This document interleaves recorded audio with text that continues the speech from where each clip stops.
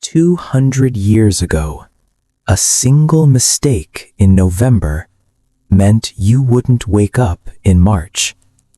There were no grocery stores, no hospitals, and no way out. The American frontier didn't just test your bravery, it hunted you. And tonight, we are going to live through it. I want you to close your eyes for a moment. Forget the hum of your refrigerator. Forget the distant traffic outside your window. Forget the thermostat that keeps your room at a perfect 70 degrees. We are going back to a time when the world was vast, silent, and indifferent to human comfort. The colonies stretched wild and unknown, a tapestry of ancient forests where sunlight struggled to reach the ground. You can almost feel the first sting of cold air slicing through the forest as dusk falls. It isn't just a drop in temperature, it is a physical presence. It presses against your skin, sharp and metallic, carrying the scent of something ancient waking up. Smell the damp musk of wood smoke drifting from a crude chimney miles away. Hear the faint groan of trees bending under the weight of frost, their branches adjusting with a sound like old bones cracking.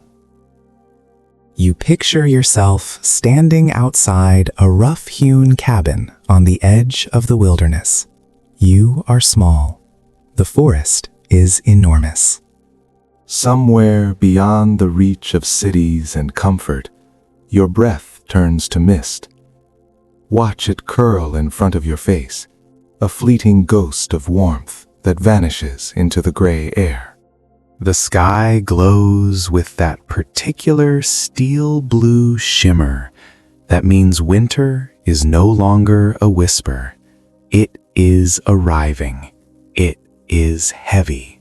And if you were living here 200 years ago, wearing homespun wool and standing in leather boots that leak the cold, you probably would not survive this. So before you get comfortable, take a moment to like the video and subscribe, but only if you genuinely enjoy what I do here. I'd also love for you to comment with your location and what time it is where you are. Knowing that we are all listening together, safe in our warm rooms, makes the cold of the story feel a little less lonely. Now, dim the lights. Let's walk straight into the story. You trudge along a leaf-strewn trail in late autumn. The vibrant reds and golds of October are gone, replaced by the brown rot of November. The earth is already frozen in places, resisting the weight of your step. Every step crunches like cracked glass, a sound that travels too far in the thin, cold air. Behind you, a small cabin leans against the edge of a clearing, smoke curling from a crude chimney. It looks fragile against the backdrop of towering pines. The forest presses close, the trees crowding like sentinels guarding a secret. You can smell pine resin, sharp and sticky in your nose. You smell the damp earth, locking its secrets away for the season. You smell the faint sweetness of decaying leaves, the perfume of a dying year. Above, crows cry sharply, their black wings cutting the gray sky, as though warning that this piece will soon vanish. The frontier in the 18th and early 19th centuries was an unforgiving place. It did not bargain. It did not pity. Settlers moved west with hope more than knowledge, carrying little more than what they could fit on a wagon. Imagine leaving everything you know. Imagine standing in a forest where the nearest neighbor is a day's ride away, and realizing that if you fall, no one will hear you scream. Many had never known a winter without markets or neighbors within shouting distance. The first frost was both beautiful and terrifying.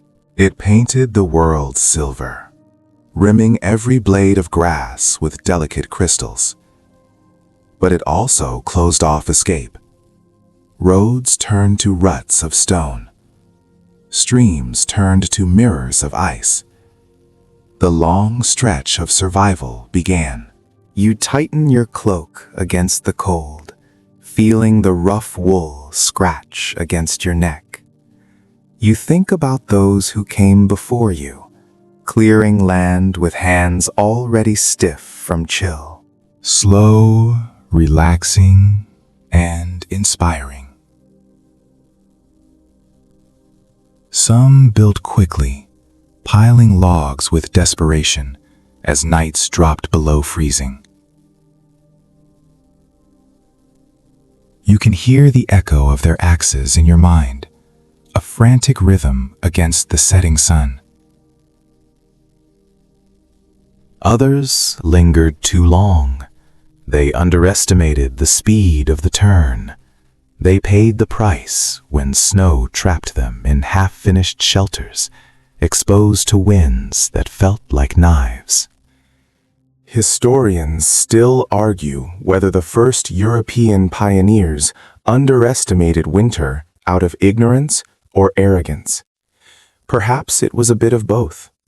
Or perhaps it was simply that they could not comprehend a cold so absolute until it settled into their marrow. Either way, they learned fast.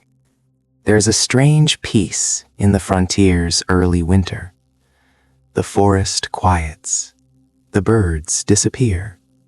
Even the river moves slower, sluggish beneath the film of ice, as if time itself is freezing. But that peace is deceptive. For every serene snowfall, there's a storm waiting to bury entire settlements. You can imagine the sound of wind battering wooden walls, a relentless, hollow thudding that lasts for days. You can hear a wolf's distant howl slipping through cracks in the mud chinking, a reminder that you are not the top of the food chain here. You hear the faint creak of timbers under snow's heavy weight, the house groaning under the burden. The air itself becomes an adversary, clean, sharp, and merciless. Still, there's wonder, too. You watch the first frost form on your mittens, glistening like spun glass. Each breath feels strangely alive, a cloud of proof that you exist. The people who settled this land often wrote about that duality, the awe and the agony of winter. One woman on the Pennsylvania frontier described it as a season both of death and of purity, where life was forced into silence so it could later be reborn. You can almost see her tending a fire while her children sleep under quilts sewn from worn-out clothes, the only bright colors in a dark room. As you wander through this imagined landscape, the colors fade. Everything becomes shades of gray and white, and even time seems to slow. The settlers noticed it too. They marked the year not by months, but by tasks. The last harvest. The first freeze. The first night the well water turned to ice. Each was a small alarm bell ringing against complacency. Winter demanded vigilance. By December, the rhythm of life changed completely.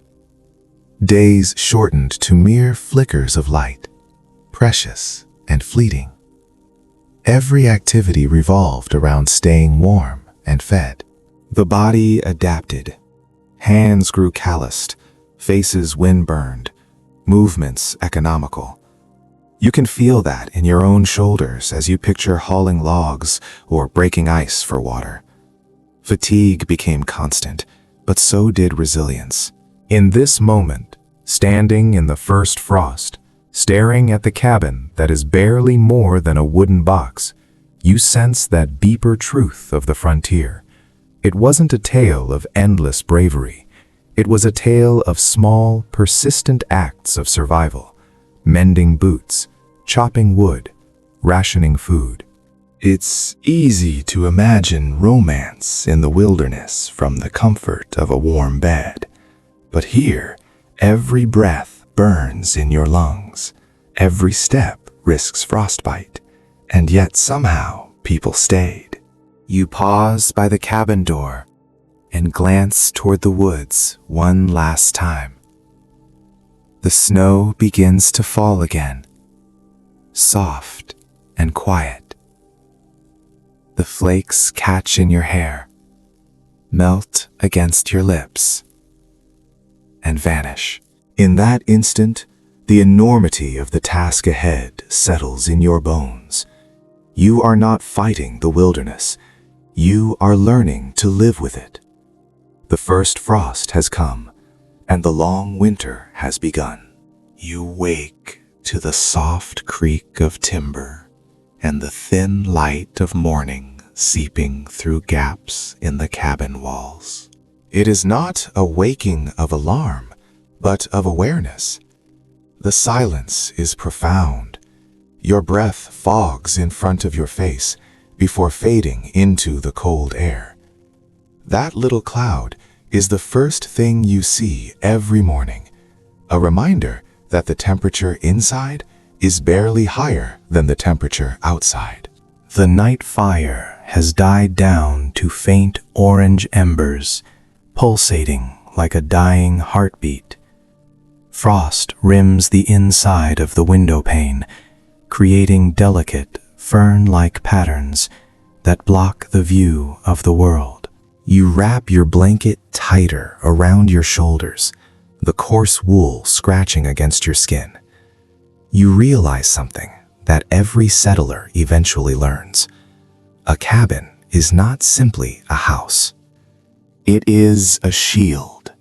It is a statement of will against the winter. The first real job of any frontier family was building that shield. The work began long before the cold arrived, usually in the late spring, when the land was soft enough to dig and the trees were full of sap. Close your eyes and picture yourself back in June. You are swinging an axe. The rhythmic thud, thud, thud echoes through the valley, bouncing off the hills. Chips of pine and oak scatter at your feet, glowing yellow against the dark soil.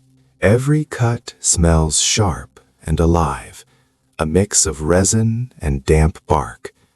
The smell sticks to your clothes, to your hair, to your hands. By sunset, your hands ache, your shoulders burn, and the forest seems both conquered and eternal.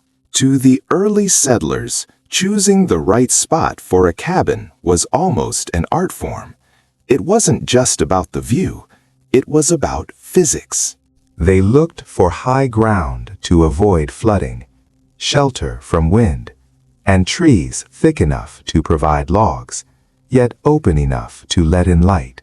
Some placed their cabins facing south to capture more sunlight during the short days of winter.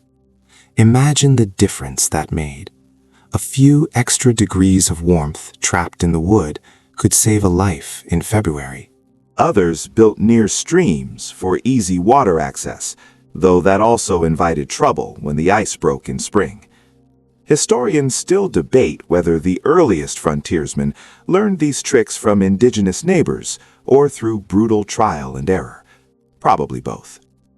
Once a site was chosen, construction began with astonishing speed. You needed 4 walls before the first frost, or you were finished. Settlers often built what they called a half-faced camp, a crude shelter with 3 sides and a roof, just enough to sleep in while the main cabin took shape. Imagine sleeping there, open to the night air, hearing the forest breathing just feet away. The smell of fresh-cut timber, the sticky feel of sap on fingers, and the constant sound of hammering filled the short summer days. Each log was notched carefully, stacked one atop another. But logs are not bricks. They are imperfect. They leave gaps. So they sealed them with mud, clay, or a mix of straw and animal hair. They called this mixture chinking. It looked rough, a smear of brown paste, but it kept out the biting wind surprisingly well. Inside, the walls were bare and crude. The floor was usually packed earth, hard as stone, sometimes covered with straw or animal skins. Nails were rare and precious, so everything was held together by pegs and notches. You can almost feel how each joint had to fit perfectly, because even a small gap meant a winter draft creeping across the room at night. When the cold came, it found every weakness. A good cabin had a single fireplace built of fieldstone gathered from nearby creeks. The chimney was often made of sticks coated in clay, and more than one settler watched his home catch fire because of that design flaw. Frontier life was full of such bitter ironies. Build to survive the cold, and you might burn instead. Historians still argue whether these early designs came from European habits unsuited to North America's harsher winters, or were adapted from native traditions that understood how smoke and warmth needed to breathe together. You can imagine the pride of finishing the roof just as the first snowflakes began to fall. The sound of them landing on the shingles, soft, brushing whispers, would be the sweetest music after months of labor. Yet the work never truly ended. A cabin was a living thing that had to be tended. Logs shifted as they dried, clay cracked, snow piled high against the door. Every morning, you'd inspect the walls, feeling for the smallest draft with the back of your hand. Every evening, you'd hear the wood creak and settle, as if sighing against the cold. There was a quiet companionship in that sound. Many diaries mention how settlers began to feel their homes almost breathe with them through winter. One woman in Vermont wrote that she could tell the weather by the way her cabin groaned at night. A sharp snap in the beams meant deep cold coming. A gentle moan meant snow. To modern ears, that might sound fanciful, but when your life depends on wood and fire, even the smallest noise becomes a kind of language. Inside, the fire flickers weakly. It's not much, but it's life. And as you close the door behind you, you know that everything from this moment forward, every chore, every choice, will be shaped by that relentless cold pressing just outside the walls. You wake before dawn to the sound of splitting wood. The axe rings out against the quiet, like a church bell across the frozen hills. Thud, crack, thud, crack. Every strike is a prayer. Every thud is a promise of survival. You step outside, boots crunching on snow that has frozen into a hard crust overnight. You see your breath curl up like smoke, merging with the gray morning mist. The air smells of pine and frost, the kind of cold that bites your cheeks and wakes every muscle in your body instantly. Before long, your hands are wrapped around the rough hickory handle of the axe. The wood is smooth from use, cold against your palms. You join in the rhythm that keeps the frontier alive through winter. Firewood is more than warmth here. It is currency. It is comfort. It is the difference between sleep and death. Imagine the scale of the task. A grown family might burn through 15 cords of wood before the thaw. Think about that. 15 cords. A cord is a stack 4 feet high, 4 feet wide, and 8 feet long. That is a wall of wood. That means endless chopping, hauling, stacking, and praying. It means blisters that harden into calluses and backs that ache perpetually. The pile must hold out until spring. If the pile shrinks too fast in January, you panic. If it looks healthy in March, you rejoice. People quickly learned that not all wood burns the same. This wasn't just trivia, it was tactical knowledge. Oak burns slow and hot, perfect for overnight fires when you need the heat to last while you sleep. A heavy oak log is a reliable friend. Hickory gives off a steady, fierce heat, but it pops and sparks like gunfire. You can't turn your back on hickory. It demands attention. Pine catches easily. It is the starter, the kindler, but it smokes too much, coating the cabin walls with sticky black soot. There's an old frontier saying, whispered with a half smile, "Cut pine and you'll cry twice, once when you chop it and once when you choke on it." You can picture yourself standing in that pale morning light, swinging the axe again and again. The impact shudders through your shoulders, vibrating up your arms. Your breath turns into white steam. A steady rhythm sets in. Swing, crack, breathe, repeat. The cold sharpens everything. Even the smallest noise, the splinter of bark, the creak of trees, feels magnified, crisp, and loud. You pause to rest, leaning on the axe handle, and listen to the forest groan in the frost. Somewhere in the distance, a frozen branch snaps, echoing like a rifle shot. The forest is alive, shifting under the cold, just as you are. By late morning, a pile of logs stands as tall as you are.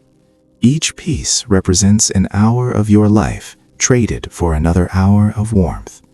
It is a fair trade. Settlers sometimes gave names to their woodpiles, half joking, half serious. One journal from upstate New York mentions a farmer calling his stack the Silent Guard, as if it were a watchman against the cold. That little quirk says something about the mental strain of isolation. When snow cut you off from the world, even your firewood became company. It was something you built. It was something that protected you. Researchers disagree on when the first wood-bees gatherings began, but they were a common sight across the frontier by the early 1800s. Neighbors would come together for a day of chopping, stacking, and storytelling. Whiskey circulated, axes flashed, and songs echoed through the woods. It was one of the few times community triumphed over loneliness. These gatherings weren't just social events. They were insurance. Everyone knew that one day it would be their turn to need help. The work itself had a rhythm bordering on ritual. Men chopped while women and older children gathered kindling. Their mittens were stiff with frost, their cheeks red. The smell of burning sap drifted through the air, mixing with the scent of sweat and wool. A pot of stew simmered by the cabin, its steam mingling with the smoke. You can almost taste that thin broth of salt pork and potatoes, eaten with hands too numb to feel the spoon. It wasn't luxury, but it was enough to push through the cold. There is a strange beauty in how the act of chopping wood defines frontier life. It is simple, physical, and endlessly repetitive, yet it gives shape to the day. A visitor from England once wrote in his travel diary that to split logs in America is to split time itself, meaning that the rhythm of work measured the rhythm of survival. His observation lingers centuries later, a poetic truth born from blisters and exhaustion. As the sun begins to set, the shadows grow long and blue. The forest seems to close in again, but the pile of wood beside your cabin glows faintly in the fading light. Each log is a small victory. Inside, the fire crackles, throwing orange light on rough-hewn walls. The warmth seeps into your bones, slow and deep, as the day's ache fades. You think about the settlers who didn't cut enough wood before winter, and the grim stories that followed: cabins frozen shut, families burning furniture, travelers found snowbound only a mile from safety. Chroniclers of the time tell of one family in Kentucky who dismantled their porch railings piece by piece just to keep the hearth alive until March. One curiosity often mentioned in local lore is how people judged character by a person's woodpile. A neat, dry stack meant discipline and foresight. A messy, half-frozen heap meant carelessness, and neighbors would whisper about it. Frontier communities measured virtue in practical things. To be good was to be prepared. As the night deepens, you add another log to the fire and watch the flames catch, licking upward with a hungry hiss. The cabin fills with warmth and the faint scent of smoke and sap. Outside, the snow keeps falling, soft and soundless, covering the world in white secrecy. You know that every ember in the hearth started as a swing of the axe, every moment of comfort earned by labor. In that quiet glow, surrounded by the smell of burning wood and the sigh of the wind, you realize the truth that every settler learned the hard way. The frontier didn't reward bravery. It rewarded consistency. You didn't fight the cold. You fed it one log at a time, and in return, it let you live. Morning comes gray and heavy with silence. The fire burns low, casting long, dancing shadows against the rough walls. Your stomach grumbles, a low, persistent reminder that warmth is only one half of survival. You step outside, pulling your coat tight against your throat, and see the world locked in white. The snow glitters faintly, like crushed diamonds scattered over a dead landscape. The air smells clean and sharp, devoid of the rot of autumn. This is the season when the harvest must stretch to fill months of hunger. Whatever you put away before the freeze decides whether you will endure or fade. The art of preserving food on the early American frontier was equal parts science, superstition, and desperation. Settlers learned fast that the land's generosity ended abruptly with the first frost. The lush gardens of summer, once overflowing with green beans and squash, became frozen mounds of dirt overnight. Game grew scarce as animals migrated or hibernated. Rivers froze, turning highways into barriers. Travel to trading posts was often impossible. So autumn became a race against time, a frenzy of drying, salting, smoking, and storing. Inside the cabin, you can almost smell it.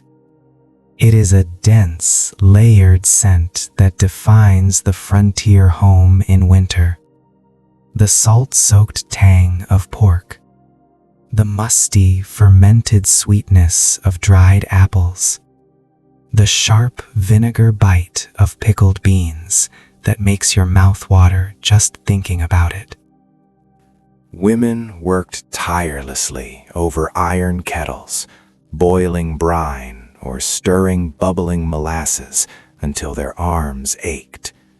Men hung strips of venison over the hearth to smoke for days, turning the meat into dark, leather-like strips that could last for years. The air grew thick with the aroma of wood and fat. Each barrel, each jar, each cured side of meat represented survival in physical form. You looked at a barrel of salt pork, and you didn't just see food. You saw February. You saw March.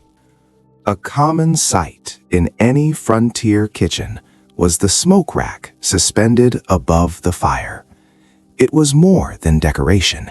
It was a lifeline.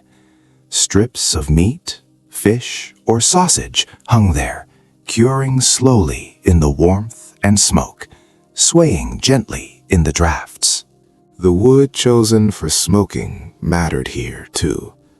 It was a subtle chemistry. Hickory gave a deep, earthy flavor that lingered on the tongue. Applewood added a faint sweetness. Corn cobs, surprisingly, produced a mild, pleasant aroma that settlers grew to love. Local lore says that one clever family in Maine discovered that adding pine needles to the smoke kept insects away. That odd trick spread quietly from cabin to cabin until it became common practice, a small victory of observation. Some methods of preservation were borrowed or adapted from indigenous knowledge. Native communities had long used drying racks and earthen pits to store corn, beans, and squash, collectively known as the Three Sisters. Settlers observed these practices and learned that sealing grain in clay-lined pits could keep it edible for months, protecting it from both frost and rodents. Modern historians still discuss how much of frontier survival depended on such shared wisdom, though written records rarely give credit where it is due. The cellar was the heart of a winter larder. Imagine lifting the heavy trapdoor in your cabin floor. You descend by lantern light into the dark. The air cools instantly, smelling of damp earth, old roots, and cold stone.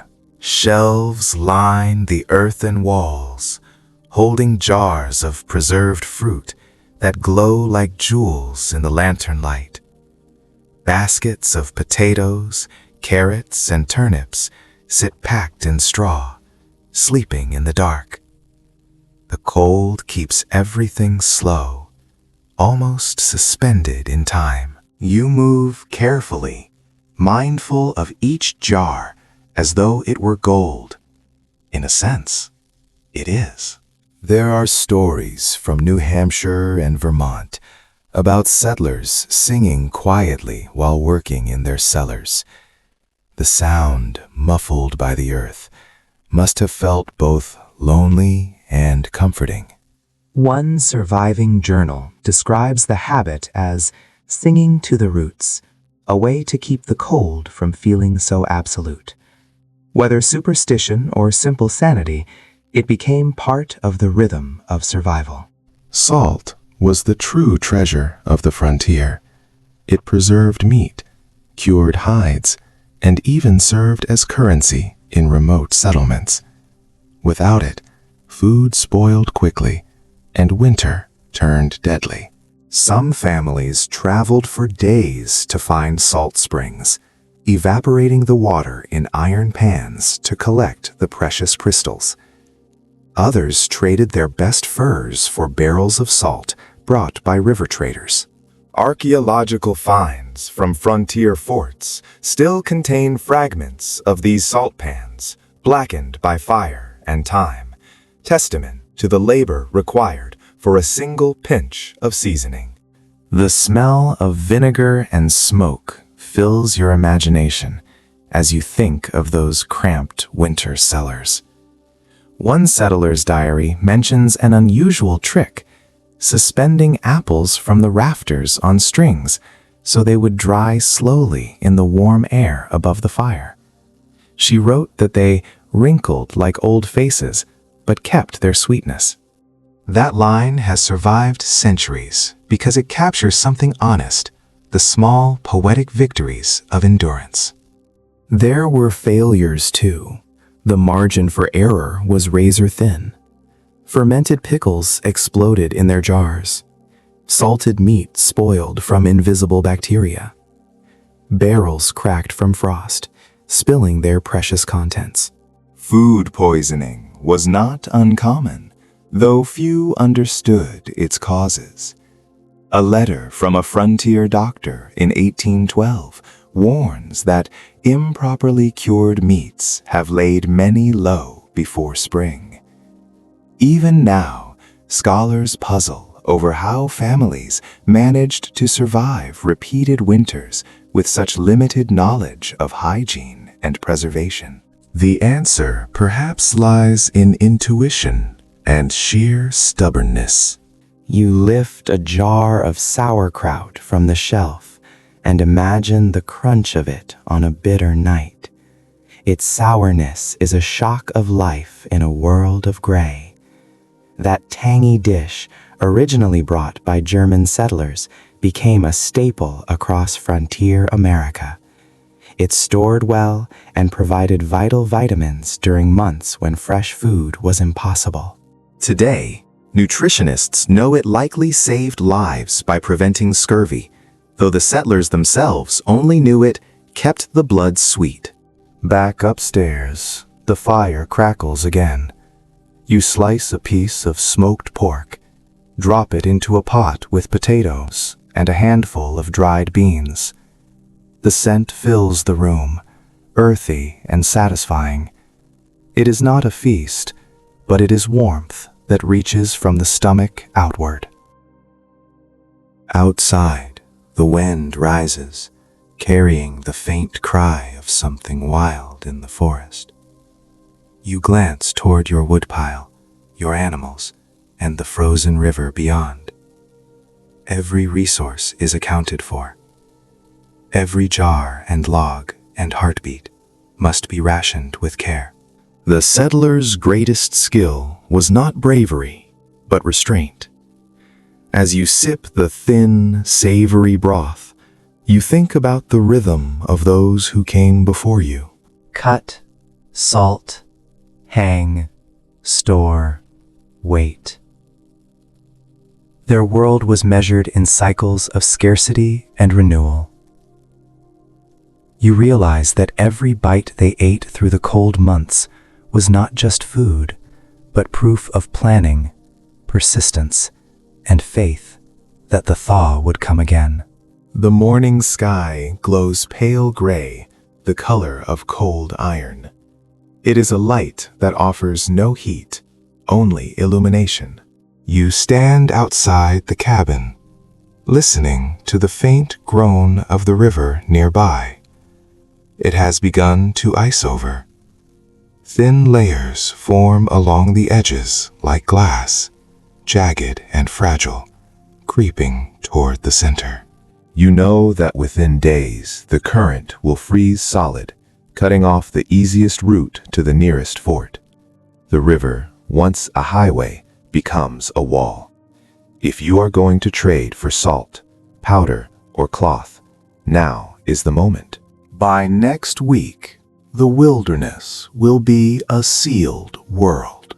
The frontier in the 18th and early 19th centuries was an unforgiving place, but in winter it became a prison. The first frost painted the world silver, but also closed off escape. Roads turned to ruts of stone that could shatter a wagon wheel. Streams turned to mirrors that could crack under a horse's hoof. The long stretch of survival began. There is a strange peace in the frontier's early winter. The forest quiets, the birds disappear. Even the river moves slower, sluggish beneath a film of ice. But that peace is deceptive. For every serene snowfall, there's a storm waiting to bury entire settlements. When you step from the cabin now, the snow deepens until the world outside seems to vanish. Sound itself feels swallowed by white. Even your footsteps disappear almost instantly, the soft powder erasing every trace of movement. You pause, listening, but there is nothing. No birds, no running water, no crack of branches, just the faint hiss of wind sliding through the trees. The frontier winter has its own silence, one that presses in until you can hear your heartbeat as clearly as the creak of ice. At first, this quiet feels peaceful. After weeks of chopping wood and tending fires, the stillness seems like a gift. But soon you realize how heavy silence can become. It fills the cabin like smoke, creeping into your thoughts. Many settlers wrote about the loneliness that came with winter, more than the cold itself. One farmer from Michigan wrote that the stillness is not rest, but a wait. And anyone who has lived through such months would understand what he meant. You walk through the woods behind your cabin, bundled so tightly you can hardly move. The air is sharp enough to sting your nostrils. Every breath echoes inside your head. The trees stand like pillars in a frozen cathedral. Each one is rimmed with white crystals that sparkle in the faint sunlight. Somewhere far off, a tree cracks loudly as sap freezes inside it, expanding until the wood splits. The sound echoes through the forest like a gunshot. For a moment, you imagine someone else walking there, but it is only the echo coming back to you. The isolation of the frontier tested the mind as much as the body. Families lived miles apart, sometimes going months without seeing another face. Snowdrifts blocked trails, rivers froze, and even letters stopped coming. Inside the cabin, you count the hours by the position of the fire rather than the sun. Morning begins when the embers fade to gray. Night returns when you pile on another log. The settlers noticed it, too. They marked the year not by months, but by tasks. The last harvest, the first freeze, the first night the well water turned to ice. Each was a small alarm bell ringing against complacency. Winter demanded vigilance. By December, the rhythm of life changed completely. Days shortened to mere flickers of light, and every activity revolved around staying warm and fed. The body adapted. Hands grew calloused, faces windburned, and movements economical.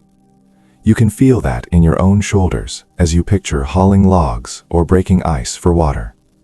Fatigue became constant, but so did resilience. You wake in the dim light before dawn, your breath hanging in the air like mist. The cabin is cold again.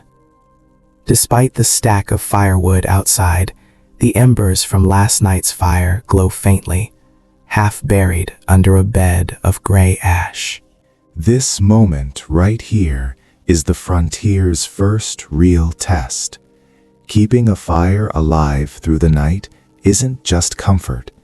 It is the difference between waking up stiff and shivering or not waking up at all. You kneel beside the hearth, stirring the ashes carefully with a stick. Beneath the dust, a few coals flicker red. Stubborn little hearts, refusing to die. You blow gently, and the glow brightens.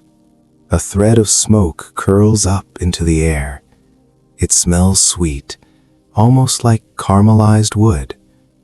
You feed the coals with dry twigs, patient and quiet, until the flame catches again and grows into life.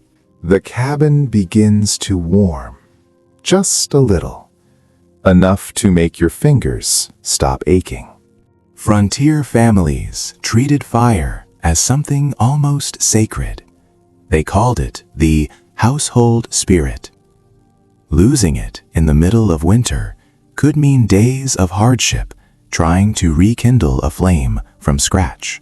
Matches were rare, so settlers carried live embers wrapped in bark or moss when moving between cabins. In some communities, neighbors shared fire the way others share bread. There are written accounts from New England describing how people would trek miles through snow just to borrow a shovel of glowing coals from another homestead. The very idea feels astonishing now. But in a world where a spark was life, it made perfect sense. One travel diary from the late 1700s tells of a man who built a tiny clay pot solely for carrying coals. He called it his winter heart. The phrase caught on in local lore, and even today, historians find it oddly touching. A small reminder that warmth was more than physical. It was emotional, almost spiritual. A hearth wasn't simply a fire. It was the pulse of the home. You can feel that as you sit closer, palms open to the heat. The light flickers across the rough-hewn walls, throwing moving shadows that dance like spirits. The smell of smoke clings to everything. Your clothes, your hair, the very air you breathe. After a while, you hardly notice it anymore. It becomes part of you, the scent of survival. Keeping the fire alive through the night required skill and patience. Settlers often used a technique called banking. Before going to sleep, they would cover the burning logs with ashes, cutting off most of the oxygen, but trapping enough heat to keep the coals alive until morning. With luck, there would be just enough life left to revive it at dawn. Some added a thick log of oak or maple to smolder slowly through the hours, what they called a sleeper log. If done right, the fire would last till sunrise. If not, the cold crept in mercilessly. Archaeologists have even found traces of fire pits built slightly below cabin floors, designed to radiate heat upward. Scholars debate whether this idea came from indigenous influence or from European peasant architecture. Either way, it shows how necessity drove invention. When the wind howled through chinks in the wall and frost formed inside windows, every small improvement could feel like a miracle. Not every attempt was successful. Many cabins filled with smoke because chimneys were poorly built or damp wood was burned. People learned to read the color of the smoke as a kind of language. Thick white meant moisture. Thin blue meant good heat. A farmer in the Ohio Valley once wrote, "The smoke tells you if your day will be long or kind." That simple wisdom still feels poetic now. And then there were the odd tricks people swore by. Some settlers tossed salt into the flames, claiming it made the fire burn cleaner. Others placed potatoes on the hearth overnight to draw out dampness. A few even believed that never letting a fire die protected the house from evil spirits. Folklorists still argue whether that belief had old-world roots or grew from frontier superstition. Either way, people clung to it through long, fearful nights. You picture yourself sitting by the fire with a tin mug of wheat coffee, listening to the faint hiss of sap burning. Outside, the snow falls silently, muffling every noise except the occasional groan of trees in the wind. Inside, the flames breathe softly, reflecting in your tired eyes. You think about how much human effort is contained in that small circle of warmth. Days of chopping, hauling, and tending. Every log is a story. Every ember, a moment borrowed from nature. As the cabin warms, your thoughts drift. The light flickers on a rifle hanging by the door, on a drying string of herbs above the hearth, on a rough wooden shelf lined with tin plates. This room, small and crude, becomes a world unto itself. Time slows here. The past and present fold together in the glow of the fire. You understand why so many frontier letters and journals mention that simple act of staring into the flames. It was meditation, entertainment, and prayer all in one. Outside, dawn finally reaches the snow, turning it to silver. The cold air sneaks in through the cracks, but the fire answers it with warmth. You stretch, stir the coals once more, and add another log. The day begins again, quiet but alive. The hearth still crackles as you step to the door. You glance back at it, feeling something you can't quite name. Gratitude, maybe, or reverence. You know now that every winter night will be a conversation between you and that flame, and that as long as it answers, you will endure. The wind whistles through the gaps in the logs again this morning, and you wake with cold fingertips despite the fire. You pull your coat closer and glance at the small pile of clothing stacked near the bed. Each piece feels rough and heavy, more functional than elegant. Out here, fashion means survival. The early settlers discovered quickly that the right layers could make the difference between frostbite and comfort, between waking up and never waking again.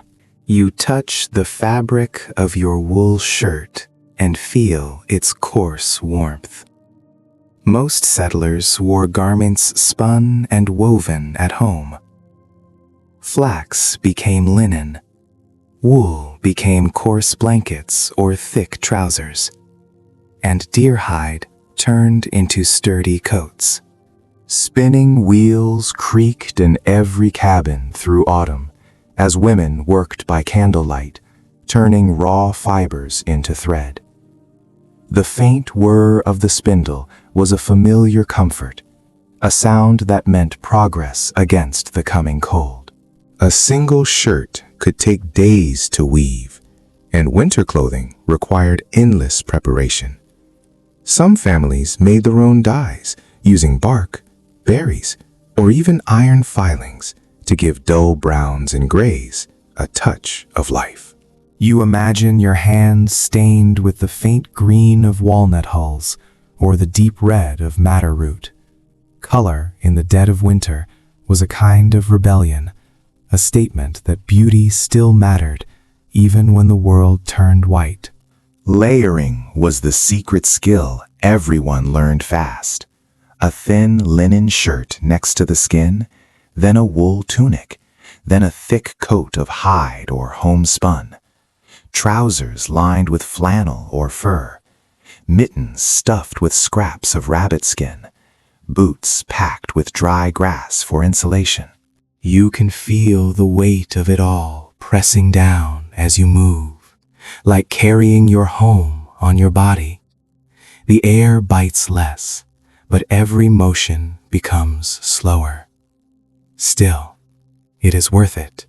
Frontier women had the hardest time keeping warm because long skirts trapped cold air and froze stiff in the snow. Some cut them shorter for practicality, scandalizing anyone still clinging to European modesty. Others wore men's trousers beneath their petticoats. A quiet act of rebellion that historians later called functional defiance. The details vary in accounts, but the spirit remains the same.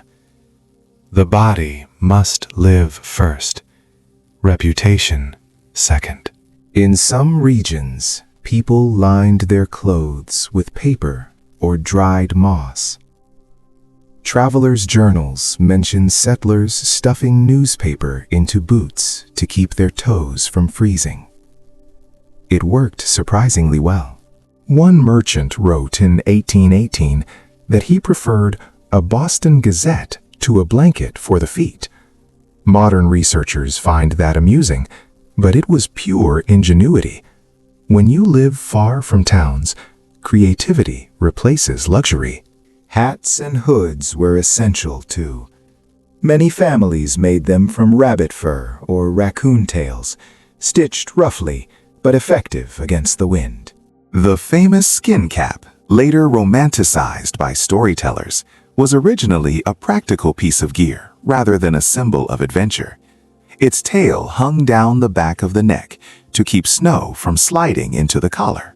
People learned these tricks from indigenous neighbors who had mastered winter dressing long before settlers arrived.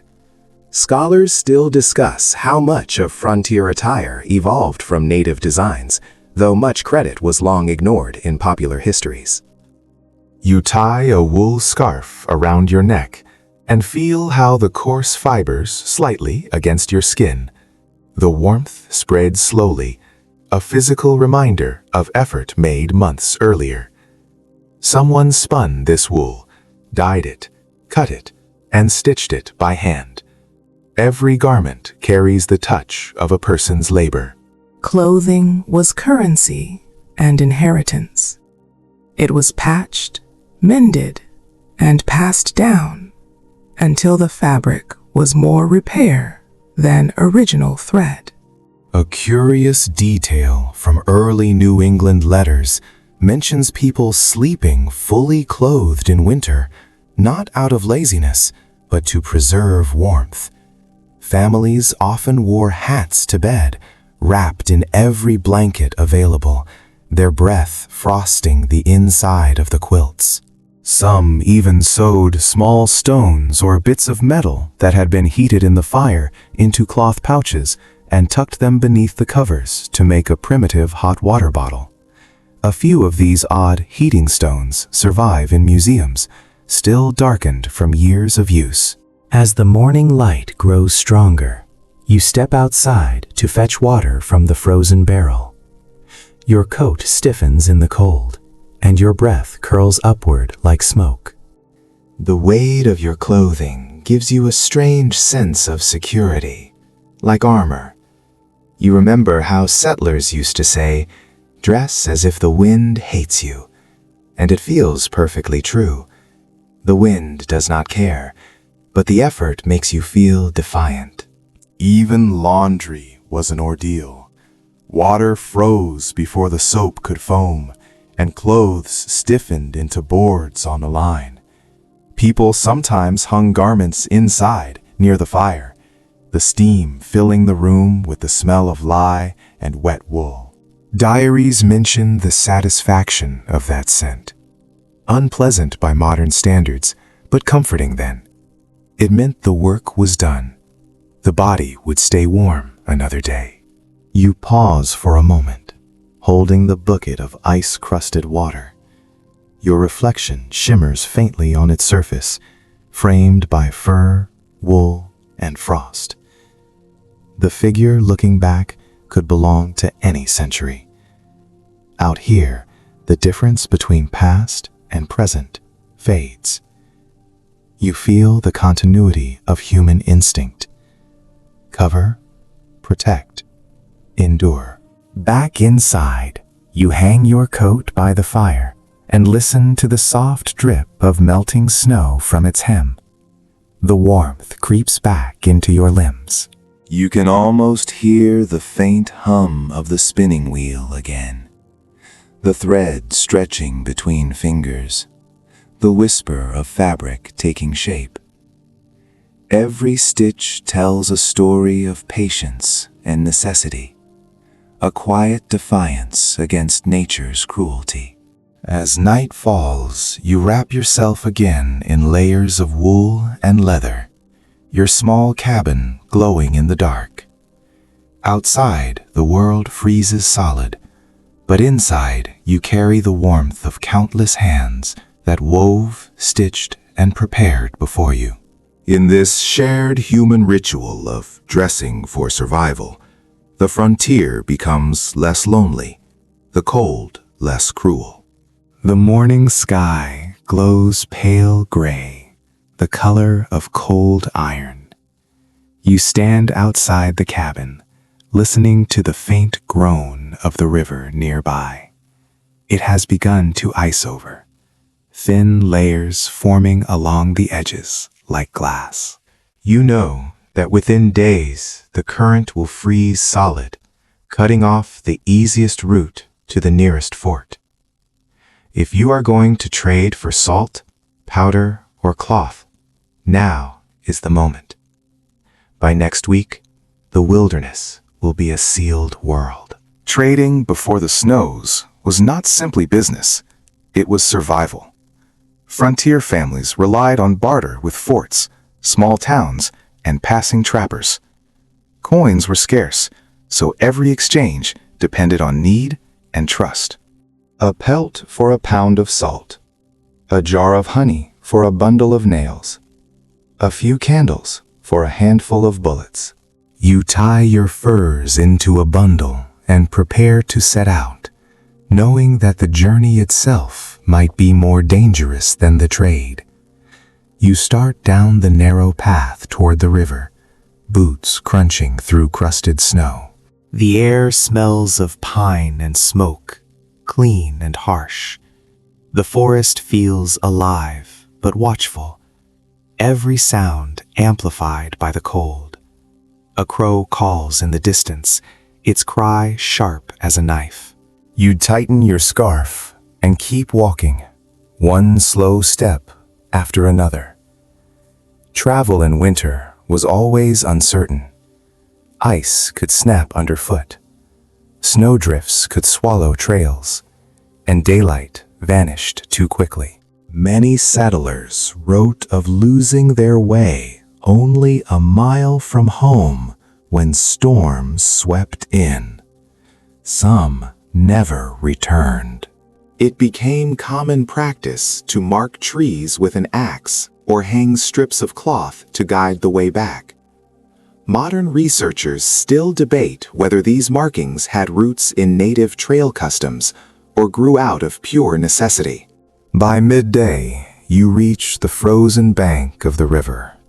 The water moves sluggishly beneath the skin of ice, creaking and shifting like a living thing. You test the surface with your boot and hear the faint musical crack of ice under strain. Carefully you step onto it, the cold rising through your soles. Each movement feels deliberate, cautious, almost sacred. The frontier was full of prayers, disguised as practical habits. The nearest trading post might be 20 miles away, a small cluster of cabins surrounded by palisades. The journey there could take 2 days in fair weather, 3 in snow. You picture the settlers trudging through drifts with sleds piled high, their faces raw from wind. Some carried torches at night to light the path, the flames dim against the endless dark. At last, you imagine yourself stepping into the warmth of the trading post. The air smells of tobacco, damp wool, and animal hides. Voices murmur in a dozen accents: English, French, German, and native dialects blending together. The fire in the hearth crackles, casting long shadows over barrels of flour and crates of iron tools. The trader sits behind a rough counter, face weathered, hands thick with years of work. You lay your bundle of furs before him. Beaver, fox, and muskrat glisten with frost. He inspects them closely, running a calloused thumb over the pelts. Trade is quiet, measured, and wordless. A pound of salt, a tin of gunpowder, a spool of thread, and maybe, if you are lucky, a small wedge of sugar or tea. Those small luxuries taste like civilization itself. Curiously, one frontier account mentions that traders often carry tiny mirrors and colored beads for barter, not because settlers needed them, but because people still craved beauty amid hardship. Even the roughest homestead might have a string of bright beads hanging near the window, catching the pale sunlight. Historians who study these exchanges often see them as proof that survival alone was never enough. People needed small reminders of wonder. As the storm clouds gather, you share a bowl of stew with a few travelers by the fire. They tell stories of routes blocked by snow and wolves following sleds for miles. One man, half drunk on whiskey, insists he saw lights dancing above the trees at midnight, the northern lights spreading like ghost fire across the sky. The others laugh, but no one entirely doubts him. On the frontier, mystery was part of daily life. When you finally set out for home, the world has changed again. The wind cuts harder, the sky darker. You pull your coat tighter and feel the weight of your pack pressing against your back. Inside it lies more than trade goods. It holds the fragile hope of getting through another season. On the return journey, you pass the frozen river again. It groans beneath your feet, deep and resonant, as the warning that this might be the last safe crossing. You move quickly, following your own footprints back through the snow. The forest feels quieter now, as if holding its breath. By the time your cabin comes into view, night has fallen. Smoke rises weakly from the chimney. The door creaks as you push it open, letting warmth spill over you like a blessing. Inside, you unload your treasures carefully onto the table. Salt wrapped in cloth, a tin of powder, a small packet of tea. Your hands tremble slightly, part exhaustion, part relief. You sit by the fire, listening to the wind whistle around the cabin. Outside, the snow thickens, erasing your tracks, sealing the world once again. You know that for the next few months, there will be no more trading, no more journeys.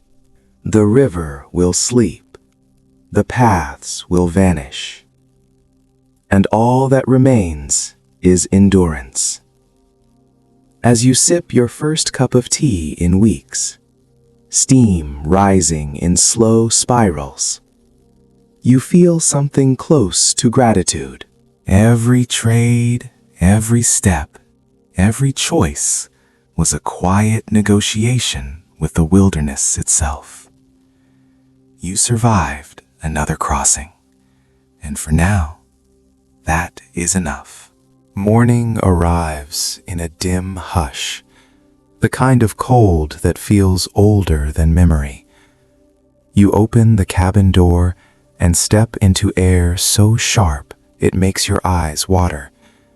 Frost glitters on every branch, turning the forest into a cathedral of glass. Your breath drifts upward in slow ribbons, vanishing into the gray sky. The world feels both still and waiting, as if holding its breath. The snow is too deep for easy hunting. The drifts pile high against the trees, hiding roots and hollows.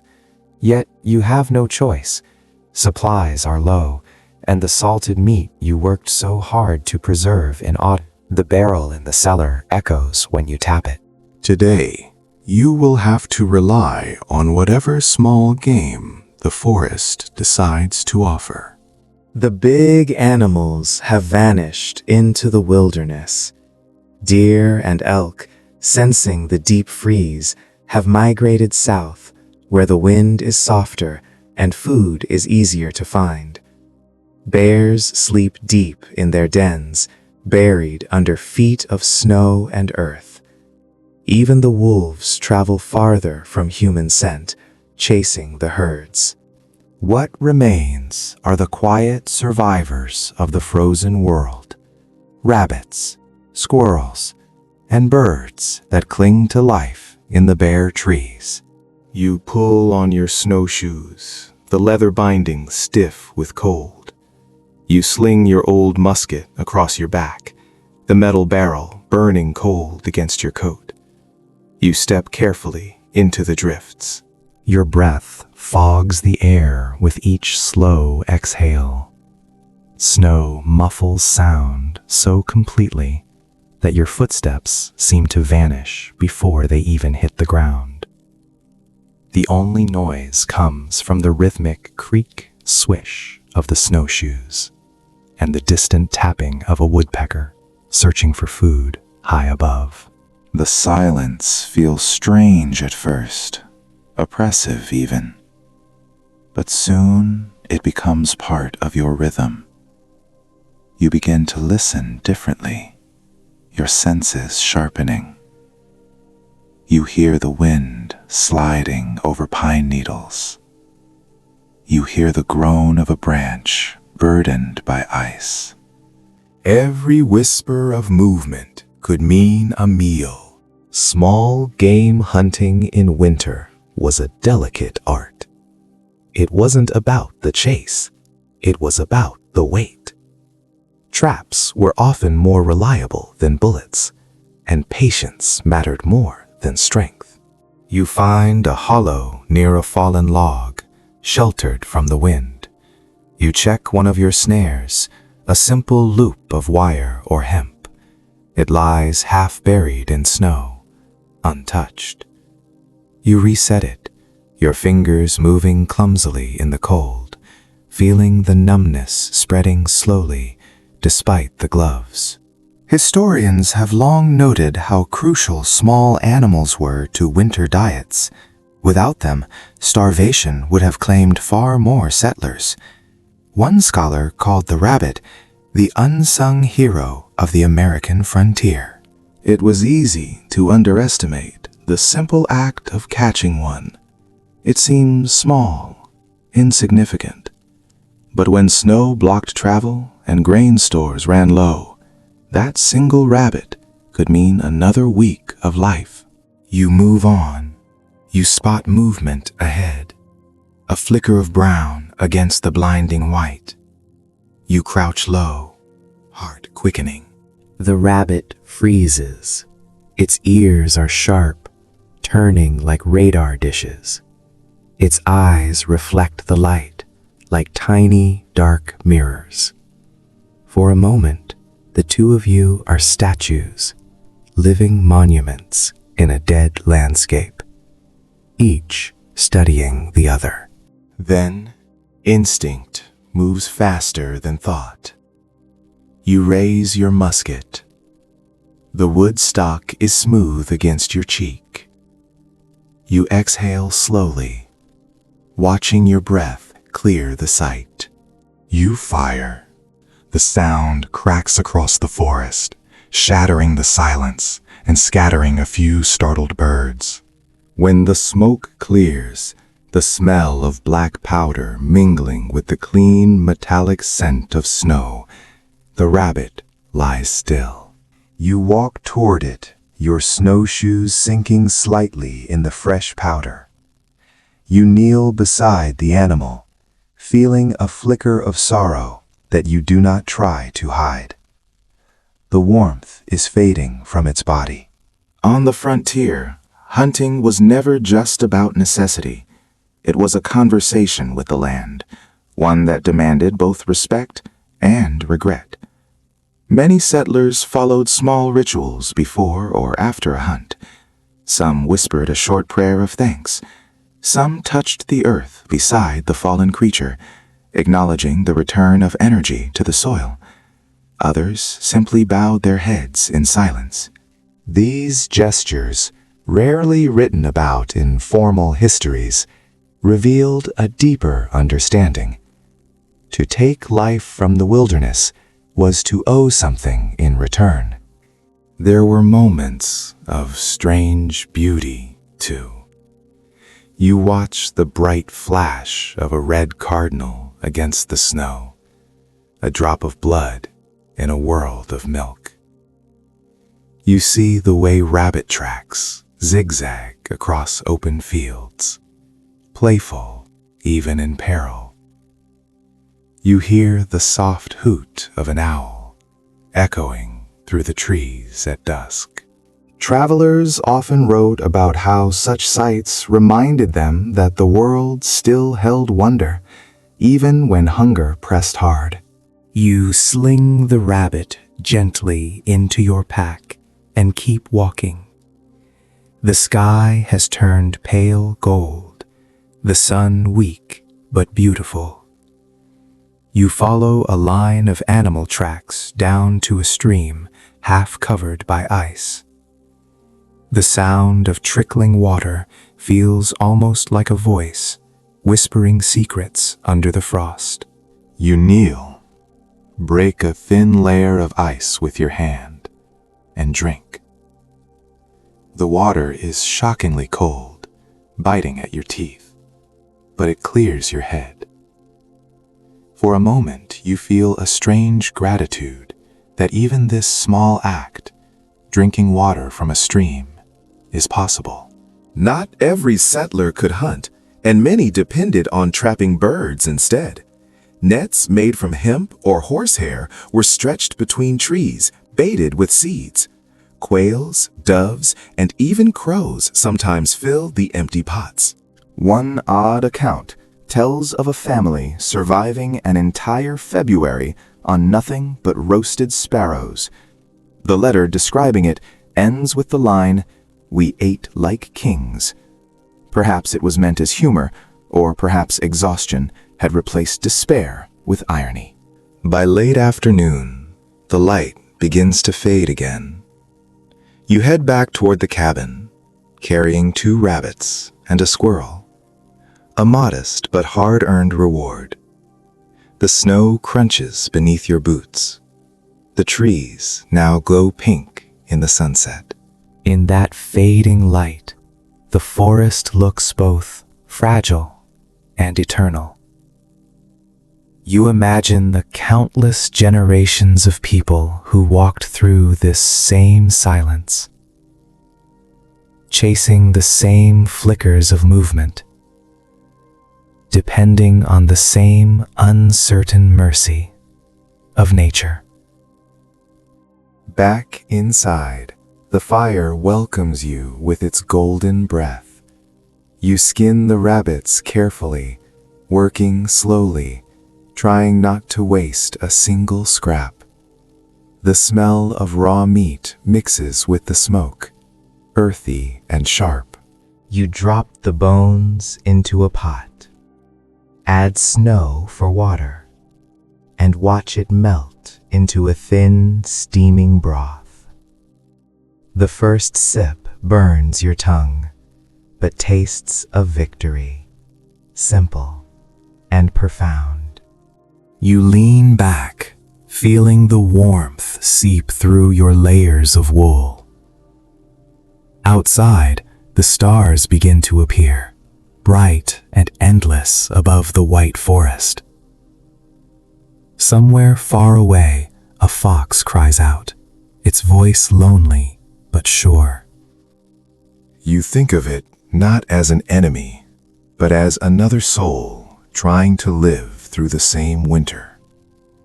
Out here, everything alive shares that single purpose. Night stretches long and heavy, and the forest has gone quiet again. The day's hunt is done. The traps are checked. Now there is nothing left but time and the steady rhythm of the fire. You sit by the hearth, the orange light painting slow patterns across the rough cabin walls. Outside, the cold deepens, thick and relentless, pressing against every inch of wood and clay. You wake later to the faint sound of movement outside. It is still dark, the kind of thick darkness that feels heavy, like a blanket pressed over the world. For a moment, you wonder if it is the wind brushing against the walls again. Then you hear it clearly, a low growl carried by the cold air. The animals are restless. You sit up slowly, heart thudding in your chest. On the early American frontier, the night is alive with more than just the wind. Your cow moans from the small lean-to behind the cabin. The chickens shuffle and cluck uneasily. You throw on your coat and step outside, lantern in hand. The air hits your face like ice water. Snow covers the ground, shining pale in the moonlight. Your breath fogs instantly, and every exhale feels too loud. You walk toward the pen, boots crunching softly, and the sound feels like an intrusion into the silence of the wilderness. Animals were lifelines in these frozen months. A single milk cow could mean survival through winter. Chickens, pigs, and hunting dogs all had their place in the fragile balance between hunger and hope, but they also attracted danger. Wolves followed their scent, creeping close to cabins under the cover of darkness. Slow, relaxing, and inspiring. Accounts from the time described settlers waking to find claw marks on doors or half-buried tracks circling the barn. One diary from 1794 tells of a family in upstate New York who lost every sheep in a single night when a pack slipped through the fence. You can picture the fear that must have come with those noises in the dark. The faint padding of paws on snow, the heavy breathing of a predator just on the other side of a thin wooden wall, the high, distant howl that echoes through the trees. Even the dogs, usually fierce, would fall silent when wolves were near, cowering under the bed. Some settlers hung strips of leather soaked in tar along fences, believing the smell repelled predators. Others tied bells to their livestock, hoping the sound would frighten animals away. Researchers still disagree about whether these measures ever worked, but the fear itself was real enough to keep people awake through the night. You crouch near the pen, lantern casting long shadows over the snow. Your cow looks at you with wide, dark eyes, steam rising from her nostrils. She is unharmed for now. You run your hand along her rough coat, feeling the heat of her body, the living warmth that matters more than words. The animals were not just food or tools. They were the rhythm of daily life. Their sounds, their needs, their quiet presence reminded settlers they were not entirely alone. A curious custom developed in some frontier communities. When a newborn calf survived its first winter, families would tie a strip of red cloth around its neck for luck. Folklorists suggest this tradition may have come from old European charms meant to ward off misfortune. Whether it was superstition or just a bit of hope woven into hardship, it gave people something to believe in. You listen again to the forest. The growl is gone. Maybe it was only your imagination. Or maybe the wolves have retreated back into the trees, waiting for another night. You can hear the faint creak of branches rubbing against each other in the wind. Snow drifts down silently, flakes landing on your eyelashes. The world feels at once vast and claustrophobic, as if you are standing at the center of something ancient and indifferent. You head back inside, bolting the door behind you. The cabin feels small and safe, the air thick with the smell of smoke and straw. You sit by the fire, listening to it pop softly, and your dog curls up at your feet. Its fur is rough, its breathing steady. You reach down and scratch behind its ears, the small gesture grounding you in a moment of fragile peace. In the journals of early settlers, animals appear in unexpected ways, not just as food or danger, but as companions, symbols, and even teachers. One man from the Ohio Territory wrote about watching birds fly south and feeling both envy and instruction. Realizing that survival was about movement, timing, and instinct, he ended his entry with a line that still feels true. We learn to live as they do, one day to the next. As the fire burns low, you glance toward the window. Frost feathers the glass, reflecting the faint glow of the hearth. Outside, the dark seems endless. Inside, there is warmth, the steady sound of breathing, the faint smell of hay. You close your eyes, listening to the soft sigh of wind against the roof. The animals settle. The night grows quiet again, and the fragile thread between life and loss holds, at least until morning. The morning light filters through the frost-glazed window, pale and uncertain.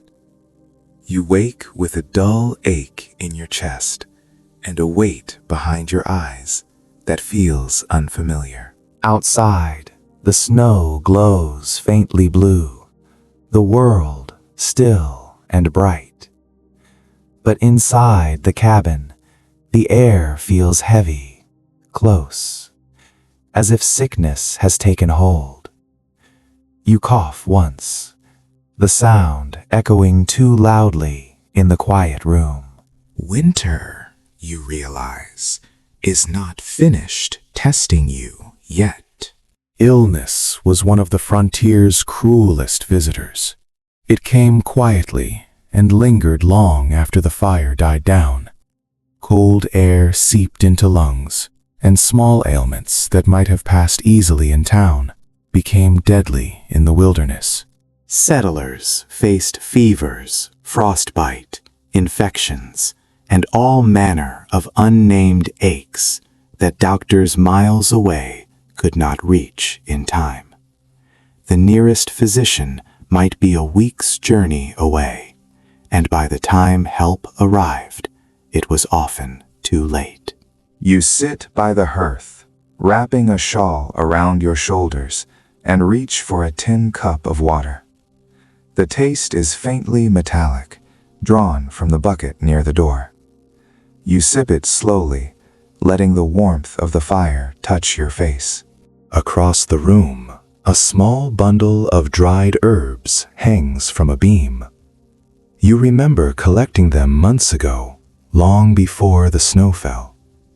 They were meant to guard against sickness, though you are not sure how well they work. Home remedies were the backbone of frontier medicine. Families used what they had: roots, bark, herbs, and prayer. Sassafras tea for fever, willow bark for pain, garlic for infection. Women learned these recipes by memory, often passed from one generation to the next. Some settlers wrote them down in small hand-bound notebooks, smudged with soot and grease. One surviving notebook from the 1790s lists a cure for lung fever that involves onion syrup, vinegar, and bear grease. Whether it ever helped is another question entirely.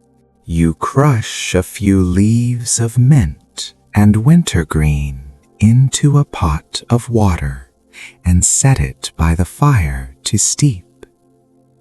The scent fills the room, sharp and clean. For a moment, it almost feels like healing. You think of all the people who sat in rooms like this, trying to fight invisible enemies with whatever tools they could find. They burned herbs to clear the air, rubbed salves made from pine resin onto cracked skin, and whispered blessings over every cup of bitter medicine. A curious story survives from a small settlement in Maine, where a woman claimed she could read illness by feeling the pulse of the house itself, the warmth of the hearth, the creak of the floorboards, the rhythm of breath from those sleeping nearby. Whether truth or imagination, her reputation spread, and people traveled miles for her advice. Modern researchers call her one of the earliest examples of folk healers in the American Northeast. Her name, unfortunately, was lost to time. You stir the steaming pot and pour a little into a cup. The warmth burns pleasantly against your palms. You drink, wincing at the bitterness, but the heat fills your chest, easing the tightness slightly. The dog stirs in its sleep beside the fire, ears twitching. You reach down and rest a hand on its fur, grounding yourself in its steady warmth. In times of sickness, companionship often mattered as much as medicine. There were darker sides to frontier medicine, too. Bloodletting and purging remained common among those who clung to old European practices. People believed sickness came from bad humors that had to be released from the body. One diary from the Ohio frontier describes a man weakened by fever who insisted on bleeding himself despite his wife's protests. He died 2 days later. Even today, scholars debate whether such practices persisted because of ignorance or simple desperation. You lie back on the bed and pull the blanket up to your chin. The ceiling above is darkened with soot, a pattern you have stared at so many times that it almost feels familiar. The fire cracks and pops, each sound marking time in slow, uneven beats. Fever blurs the edges of the room. The light flickers and the shadows shift. You think of all those who fell sick in cabins like this and were never written into history. The mothers who tended to children through the night, the neighbors who trudged through waist-high snow carrying broth and herbs, the quiet burials at dawn when the ground was too hard to dig. Sickness was as much a part of frontier life as the cold or hunger. Yet the stories of care and compassion rarely survived. A small superstition whispers at the edge of your mind, the belief that leaving a window slightly open lets sickness escape. You remember hearing that from someone long ago, and without thinking, you push the shutter a few inches. Cold air seeps in, sharp and clean. It feels both foolish and comforting. A ritual without logic, but full of hope. By afternoon, your fever begins to ease. The world regains its edges. The tea sits half finished, and the fire glows brighter. Outside, snow falls again, slow and steady. You feel fragile but alive. Every breath feels like a small victory. You reach for the small notebook on the table and write a few words in shaky handwriting. Still breathing, still grateful. It is not a grand statement, but it captures what the frontier truly was, an endless series of small survivals. The next morning arrives in silence. But it is a different kind of quiet now. You wake weak, but lighter, as if your body has decided to forgive you for surviving another night.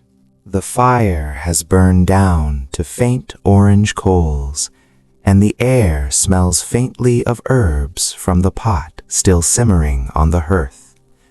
You sit up slowly, feeling the stiffness in your limbs, and glance toward the window. Outside, the world glows white beneath a pale sun. Snow stretches in every direction, glinting like powdered glass. The sickness has left you for now, but you know well that few things are more fragile than health in winter. You step outside for the first time in days. The cold hits your face like a slap, sharp and clean, waking every sense. The woods are still, the snow deep. You walk carefully, following the faint path toward the edge of the trees. There, near the frozen river, you see the familiar sight of smoke rising from another camp. Your neighbors are not settlers like you. They belong to the land in a way you never will. Members of a local indigenous tribe have set up their winter shelters not far your clearing, as they have every year. You have traded with them before, shared fire, food, and words. In truth, their presence brings comfort. Frontier survival was never an isolated story, though later generations like to imagine it that way. In reality, settlers learned much of what kept them alive from indigenous people who had already mastered the rhythms of winter long before the first log cabin was built. Snowshoes, herbal medicines, hunting techniques, and winter clothing, all of it came from knowledge carried through centuries. The early colonists observed, borrowed, and often misunderstood, but the lessons remained. You wave a greeting toward the camp, and one of the hunters lifts a hand in return. A few moments later, you hear footsteps approaching through the snow. The crunch of movement grows closer until a familiar figure appears, a man wrapped in fur, face lined with years of cold and wisdom. He smiles faintly and speaks your name in his quiet, deliberate voice. You answer with your own rough greeting, and he nods, holding out a small bundle wrapped in hide. Inside is a mixture of dried plants and roots. He tells you to steep them in hot water, that they will strengthen your lungs and drive out what he calls the heavy air. You recognize the faint scent of cedar, yarrow, and something sharp you cannot name. It is medicine older than your country, older than your language.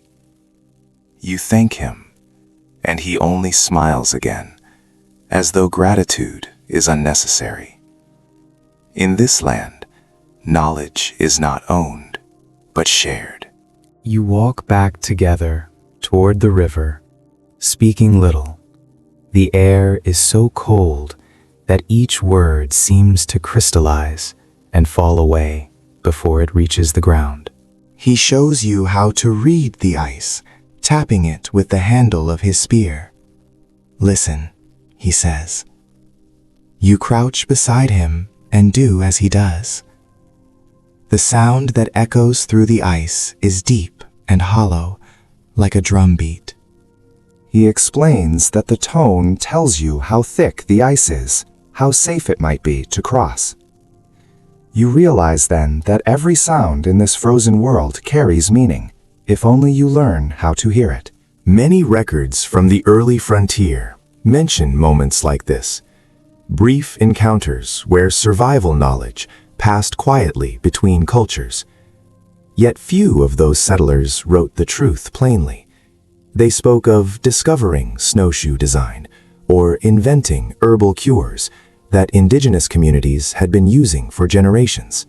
Modern researchers have since pieced together how deeply native wisdom shaped frontier life. Without it, many colonies would not have survived their first winters. As the two of you walk, the hunter points out tracks in the snow, deer, rabbit, and something smaller. He moves with ease, his steps light and deliberate, while yours crunch heavily behind. You try to imitate his rhythm, stepping in the same places he does. The snow gives a soft sigh beneath your boots. For a moment, you feel what it must be like to belong to the land, instead of merely enduring it. Back at your cabin, he accepts a seat near the fire. You brew the herbs he gave you, the steam filling the room with a scent both bitter and comforting. He watches the flames thoughtfully, then gestures to the walls, to the cracks filled with dried moss and clay. "Good," he says simply, acknowledging the care you have taken. His approval feels like a small blessing. You ask him how his people manage during the worst of the storms. He smiles slightly, as though at a question a child might ask. "We do not fight the cold," he replies. "We move with it." The phrase lingers in your mind long after he is gone. To move with the cold instead of against it. Perhaps that is the secret you have missed all along. The snow deepens until the world outside seems to vanish. When you step from the cabin, sound itself feels swallowed by white. Even your footsteps disappear almost instantly, the soft powder erasing every trace of movement. You pause listening, but there is nothing. No birds, no running water, no crack of branches, just the faint hiss of wind sliding through the trees. The frontier winter has its own silence, one that presses in until you can hear your heartbeat as clearly as the creak of ice. At first, this quiet feels peaceful. After weeks of chopping wood and tending fires, the stillness seems like a gift. But soon you realize how heavy silence can become. It fills the cabin like smoke, creeping into your thoughts. Many settlers wrote about the loneliness that came with winter more than the cold itself.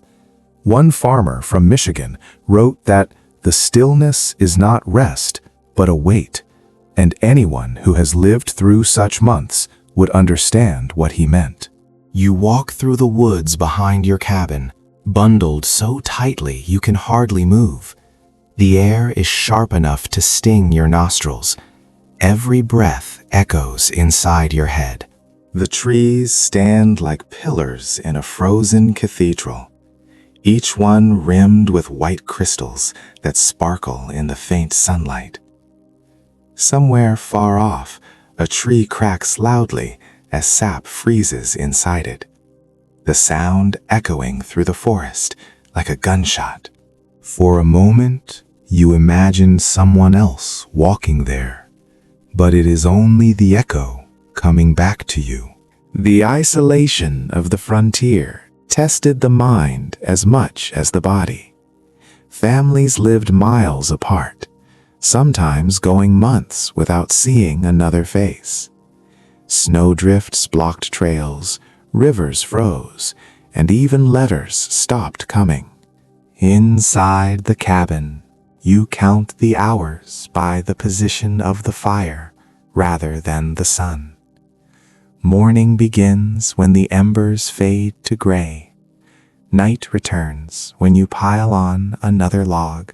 A strange little fact from the journals of early settlers notes that people often talked to themselves during these months. Some even gave names to objects in their cabins, treating them as company. A woman in Vermont mentioned chatting with her broom as she swept, claiming it answered with the same dull wisdom every time. Modern historians call it a sign of loneliness.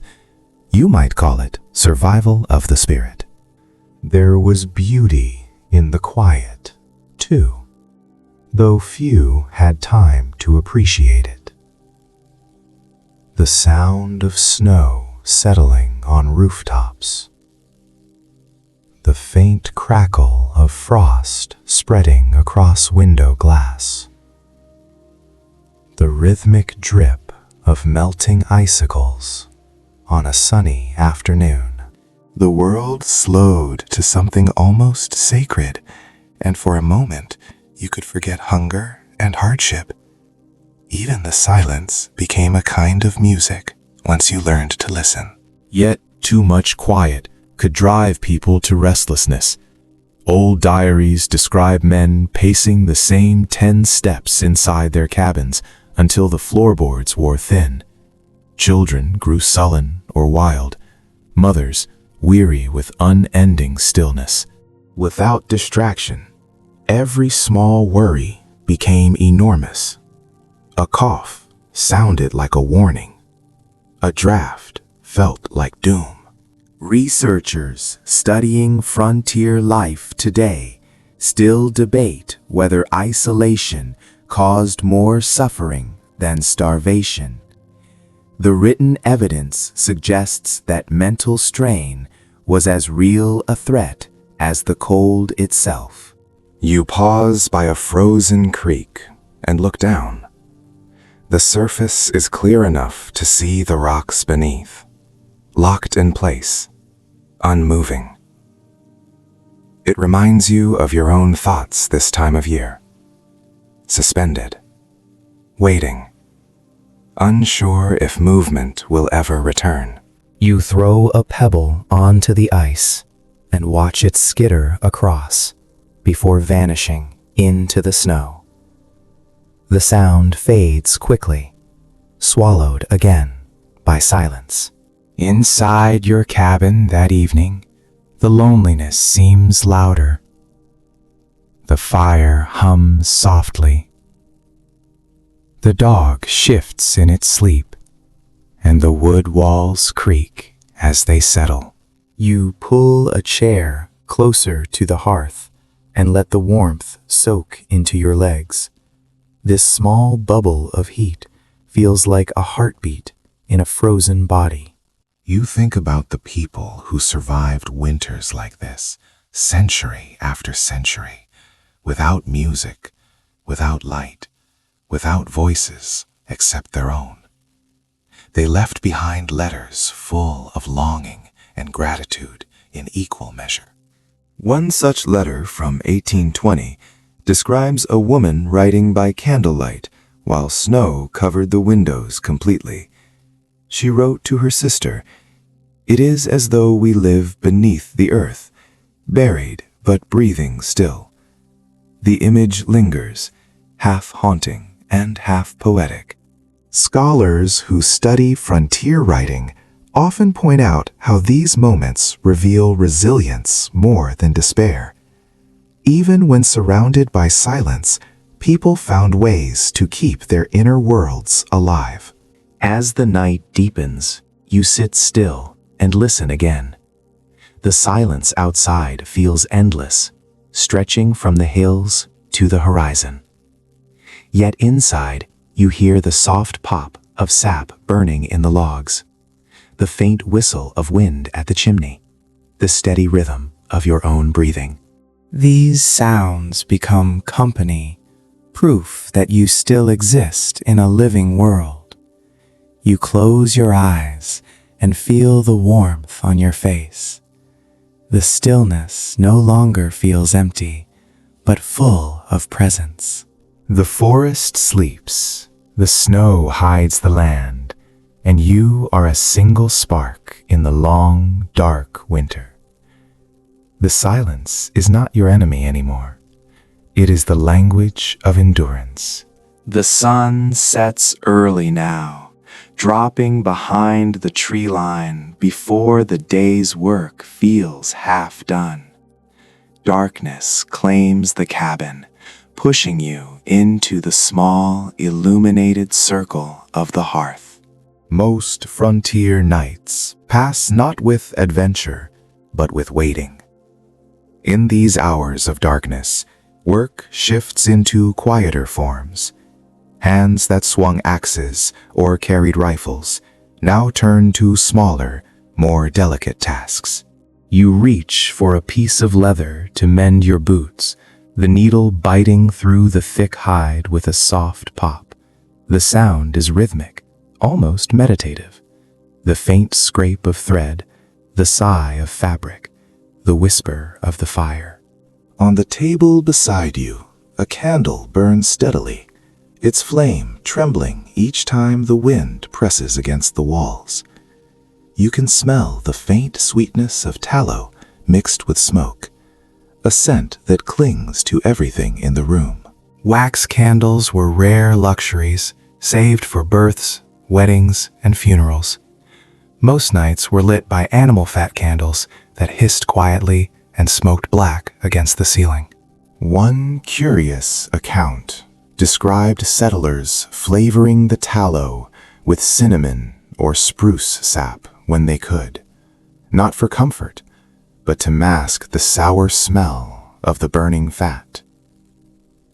Historians later noted that such improvisations were small acts of dignity, proof that even hardship could not strip away the human desire for grace.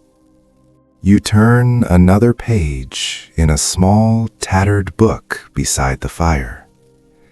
The paper crackles as you move it, dry and brittle from the heat, and the ink has faded from years of handling. Reading on the frontier was more than a pastime. It was a form of escape. Books were scarce, often passed from one cabin to another until the covers fell apart and the pages grew soft as cloth. A single copy of Pilgrim's Progress or Gulliver's Travels might circulate through an entire valley, read aloud until every family knew the sentences by heart. Imagine the scene. Families gathered close, their voices blending with the sound of the fire, the words stretching across generations. For an hour, they were not freezing in a wooden box in the wilderness. They were walking the streets of London or fighting giants. Your own book is a simple almanac, full of weather notes and moral sayings, but the familiarity of its words comforts you. You trace a line with your finger, reading softly to yourself. In a world where days are ruled by labor and danger, these quiet hours become something sacred. Sometimes, when the cold feels endless and the words blur on the page, you carve. You pick up a small block of pine and your knife, its handle worn smooth by use. The shavings fall to the floor in soft curls that smell of resin and warmth. You carve without a plan, letting the wood decide what shape it wants to take. Perhaps a bird, wings poised for flight. Perhaps a face, weathered and calm. The rhythm of cutting and smoothing fills the silence in a way words never could. Travelers once wrote that the sound of a knife against wood was as common on the frontier as birdsong in summer. It was the music of survival. Not everyone handled these long nights so calmly. Diaries from the time speak of restlessness that grew into unease, even dread. Some settlers began to imagine things in the flickering firelight, faces forming in the shadows, whispers rising from the corners. Psychologists today might call it sensory deprivation, but the people then called it cabin fever. It was a slow unraveling of patience, a test of how long one could bear silence before it turned into noise. To fight it, families told stories. You can imagine them gathered close, bundled under blankets, the children's eyes wide as their parents spun tales of distant lands or ghostly wanderers in the snow. Each story served two purposes: to pass the time and to remind everyone that imagination still lived, even when the world outside seemed dead. One letter from a Massachusetts settler describes her husband telling stories till our shadows danced on the wall, as if we had company. Even children found ways to create worlds within the cold. Frontier children grew up close to hardship, but they found their own worlds within it. Their games were built from the materials of survival. Sticks became horses, lumps of snow became forts.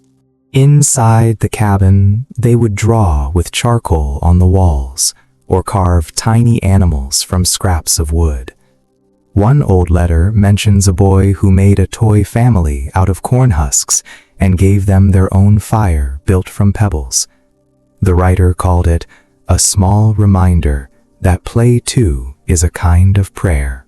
You sit by the fire, listening to the crackle of the logs, steady as a heartbeat. You think about how strange it is that comfort in such isolation comes from repetition. The same meal, the same chores, the same nightly rituals. The predictability becomes a shield against despair. The candle flickers once more before dying completely, leaving only the dim light of the fire. You close your eyes, feeling the rhythm of the flames, the softness of the air, and the faint pulse of life that continues quietly, stubbornly, in this frozen wilderness. Night comes early again, folding itself gently over the land. The light fades slowly through shades of violet and ash until the snow glows blue in the moonlight. Inside, the fire burns low and steady, filling the room with that slow rhythm that has become the pulse of your winter life. The day's work is finished. There is nothing left to do but sit near the hearth and let the silence speak. Then you hear it, a faint sound, not from outside, but within the cabin itself. A low humming, soft and uncertain. You turn to see your companion at the table, carving a piece of wood into the shape of a fiddle. The motion is careful, reverent almost, as though the sound it will one day make already exists in the room. Music, you realize, is the one luxury the wilderness cannot deny. Few things carried people through the frontier winter like music and memory. Even in the harshest months, settlers found ways to fill the silence with sound. Fiddles, flutes, harmonicas, and homemade whistles, all instruments carved or improvised by hand. A visitor to an early settlement in Ohio wrote that on Sunday evenings, the cabins glowed with song more than with light. The melodies were simple folk tunes brought from Scotland, hymns from New England, ballads from Germany, but they wove comfort into the long nights like thread through fabric. You watch as the carving continues, the knife glinting softly in the candlelight. The sound of wood scraping is gentle, rhythmic, almost musical in itself. Later, the half-finished fiddle will be strung with horsehair from a brush and resin scraped from pine. The tone will be rough and uneven, but the first note that rises will feel like a miracle. When night deepens, you find the old tin whistle tucked on the mantel. You raise it to your lips and blow softly. The tune that comes out is imperfect, a fragment of something older than memory. It wavers at first, then steadies, floating through the cabin. The sound fills the space between the logs, brushing against the ceiling beams, curling into the corners where shadows linger. Music carried memory on the frontier. Each melody was a reminder of places far away, a church bell from a lost town, the laughter of a market square, a voice once loved. One settler wrote that a fiddle could warm the heart when even firewood failed. Another described his father playing for hours during blizzards, the children falling asleep by the hearth as the storm howled outside. Historians say that these musical nights helped keep families sane through isolation. But to the people living it, it was simpler. Song was proof that life still had color. You play until your breath runs thin. The tune drifts into quiet, and the silence that follows feels softer, changed somehow. The fire crackles in agreement, as if approving. In many settlements, music was the center of winter gatherings. Neighbors would brave the snow to visit, carrying lanterns that flickered like fireflies in the dark. Inside one cabin, boots stomped rhythm on the floor, while fiddles and pipes sang. The room would shake with laughter and clapping until the roof beams dripped with condensation. Then, when exhaustion set in, the songs turned slow and mournful, old ballads of lost homes and faraway families. Anthropologists later called these songs the echo of exile, melodies shaped by longing and survival. One peculiar story tells of a man who carved flutes from the bones of deer he had hunted, believing their spirits lived through the sound. Whether it was art or reverence, no one could say.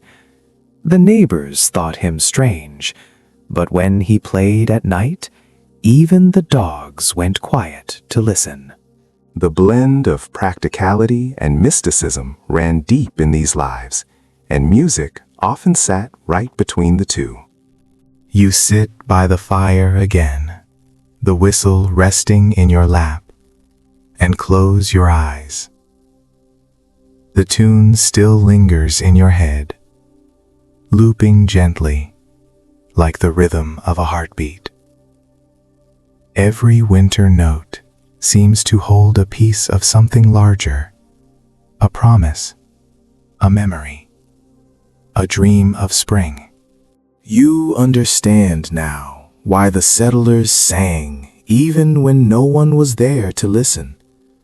Sound was a way to remind themselves that silence did not own them. The days have blended into one another now, their boundaries softened by snow and repetition. You can no longer tell whether it is Tuesday or Sunday, only that the air feels heavier and the sun seems to linger lower on the horizon each morning. The world has shrunk again to the size of your cabin and the forest beyond it. Then one afternoon, the quiet breaks. A sound comes from the woods, hooves crunching through snow, a shout, and the distant jingle of metal. You step outside, heart quickening, and see a rider approaching along the frozen path. His coat is dusted with frost, his horse breathing clouds of steam. Slung across his back is a leather satchel sealed with wax, a messenger. In the early frontier, letters were a miracle. They arrived rarely, carried by traders, trappers, or soldiers traveling between settlements. Months might pass before any word from the world beyond reached your door. When it did, it was like hearing a voice from another planet. You wave to the rider as he dismounts, his boots sinking deep into the snow. He greets you briefly, too tired for conversation, and pulls a small bundle from his satchel. Inside are 2 letters tied with string, one for you and one for your neighbor miles downriver. Your hands tremble slightly as you hold the envelope. The paper feels thin, fragile as dried leaves. You can smell faint traces of smoke and ink, as though the letter has absorbed the scent of its long journey. You take it inside and sit near the fire, staring at the name written across the front in careful script. It is from your sister, written months ago, before the river froze. When you open it, the room grows quiet again, as if listening. Her words spill out in neat lines, describing a world that feels impossibly distant. The market in town, the harvest, the chatter of neighbors. She writes of family gatherings by firelight, of laughter, of a baby born and named for your late mother. She sends prayers and well wishes, and hopes you have enough wood to last the winter. There is a pressed violet folded inside, brittle but still faintly purple. For a moment, you feel as though spring itself has reached into your frozen room. Letters like this carried warmth that even the best fire could not give. They reminded settlers that they were still part of a wider world, still remembered. A farmer in the Illinois Territory once wrote that a letter from home was as dear as the sight of sun after a storm. Scholars later noted that these written connections formed the emotional lifelines of frontier life.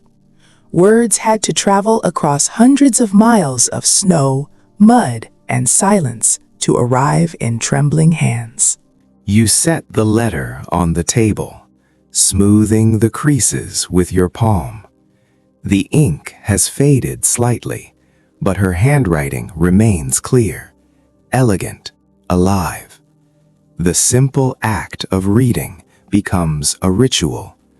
Each sentence you whisper aloud, each pause feels like a shared breath across time. For a few minutes, the cabin fills with the sound of another voice. Not every letter brought comfort.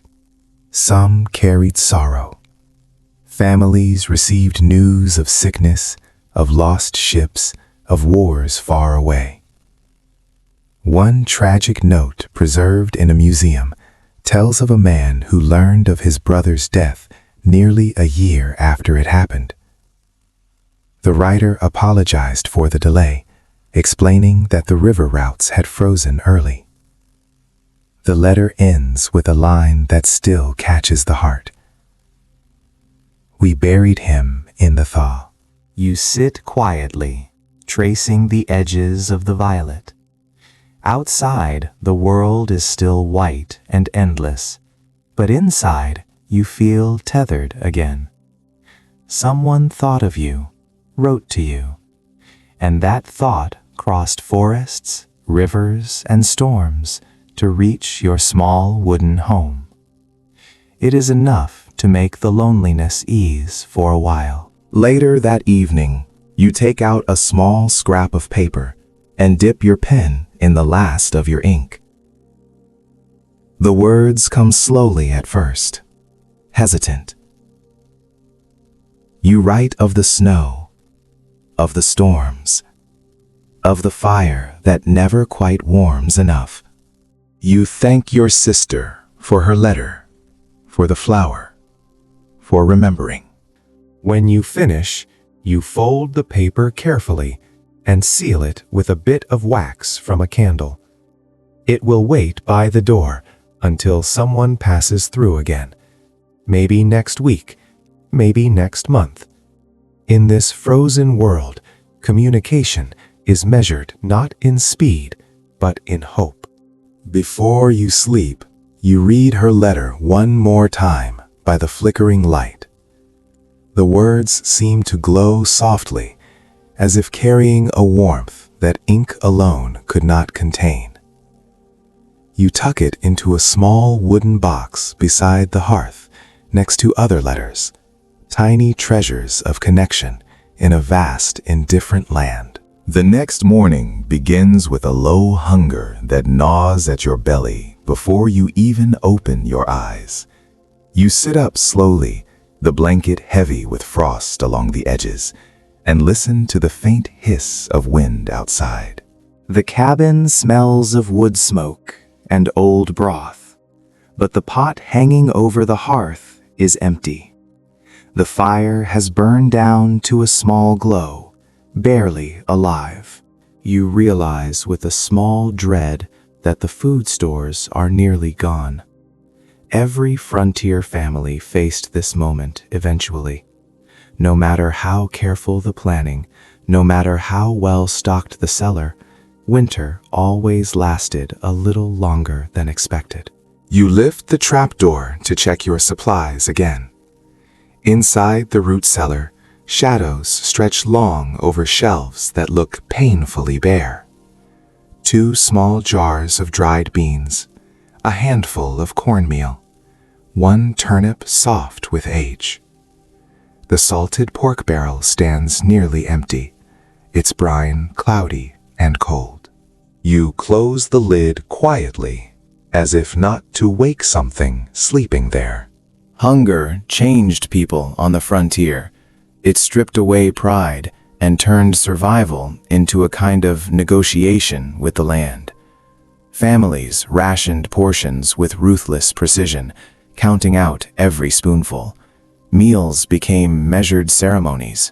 One diary from the winter of 1798 records a woman dividing a loaf of bread into 12 equal pieces and marking each with her initials to prevent quarrels. That kind of hunger left memories that never faded. You light the fire again and melt a pot of snow for water. The sound of it bubbling is comforting even before there is anything to cook. You add the last handful of beans and a pinch of salt, stirring slowly. The smell is thin but warm, filling the small space with something that almost feels like abundance. You sit and watch the pot, your thoughts drifting like the steam curling upward. Old letters tell of how settlers turned to strange or desperate meals when provisions ran low. Boiled bark, roasted shoe leather, broth made from whatever bones remained. One particularly curious entry from a Tennessee homestead describes a recipe for coffee brewed from toasted cornmeal and maple sap. It tasted terrible, the writer admitted, but it kept the illusion of comfort alive. Historians still argue whether that story is literal truth or frontier folklore, though the tone of the letter suggests grim honesty. You taste your thin soup carefully. It burns your tongue, but the flavor of salt and earth is enough to keep your hands from shaking. Hunger dulls after a while, replaced by a light-headed calm. You think about the people who faced winters like this before you and wonder what kept them from giving up. Slow, relaxing, and inspiring. Some had faith, others stubbornness, others simply no choice. One thing binds them all. They found meaning in the smallest victories, like a meal that fills the stomach, even halfway. Frontier hunger was not always physical. Sometimes it was the hunger for something familiar, a taste, a smell, a sound from home. Settlers wrote about missing the smell of baking bread or the crunch of fresh apples, things so ordinary they had never thought to treasure them. One letter from a woman in the Kentucky wilderness confessed that she dreamed of the sound of my mother's spoon against the pot more than of heaven. That simple longing speaks volumes about what deprivation does to the heart. To fight the monotony of hunger, people invented flavor. They boiled pine needles for tea, dried wild herbs, or added ash to porridge for a hint of mineral taste. Some even baked ash cakes, flat rounds of cornmeal cooked directly on coals. When done right, the outer layer turned black, while the inside stayed soft and sweet. You decide to try it, mixing your remaining cornmeal with snowmelt until it forms a rough dough. You pat it flat and set it carefully among the embers. The smell is sharp and smoky. When it is done, you scrape off the ash and take a bite. It is gritty, faintly sweet, strangely satisfying. You think about how the frontier redefined comfort. Luxury became a hot meal, a full fire, a day without frostbite. Even the poorest scraps could feel rich when shared. In some settlements, neighbors gathered during the leanest weeks, combining what little they had into communal stews. There is an account of one family adding a single onion to another's pot as a gesture of friendship. The writer called it a feast made from faith. You sit by the fire, licking the crumbs from your fingers, and glance at the window. Snowflakes drift lazily against the glass, catching the orange light from the hearth. The hunger has quieted for now, but the awareness of scarcity lingers. Tomorrow you will check the traps again. Maybe try fishing through the ice. For tonight, you let yourself rest. When you wake, the light is dim and strange. The window glows with a dull gray sheen, and a sound like soft sighing drifts from outside. You push aside the blanket and feel a chill that cuts to the bone. The fire has gone out again, and the air inside the cabin bites your skin. You rise slowly, every step heavy, and open the door to find the world buried under white. The storm has come. Snow falls in thick sheets, each flake large as a coin. The wind curls through the trees with a low, mournful sound, carrying fine powder that stings your eyes. The sky has vanished, replaced by a shifting wall of gray. You can hardly see the fence posts 10 steps from your door. The storm's breath fills the air, and it feels as though the world itself is shrinking. You shut the door quickly and brace it with the wooden bar. The cabin shudders slightly, as if alive. Blizzards like this defined the frontier winter. They arrived without warning and stayed for days, sometimes longer. Snow piled as high as rooftops, burying barns, blocking doors, and sealing windows shut. Many families survived only because they had prepared for such moments, their firewood stacked high, their barrels full. Yet even the best preparation could fail when nature decided to remind humanity who ruled here. You kneel by the hearth and work to revive the fire, blowing carefully until a small orange glow appears.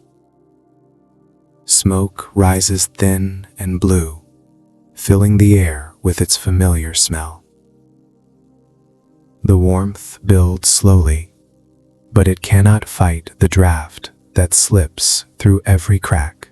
You wrap yourself in a heavy coat and sit close to the flames, listening to the storm's howl. The sound is deep and endless, a kind of music that vibrates in your chest. Old journals describe these storms in tones both fearful and reverent. One Vermont farmer wrote that the blizzard roared like a beast that would not sleep.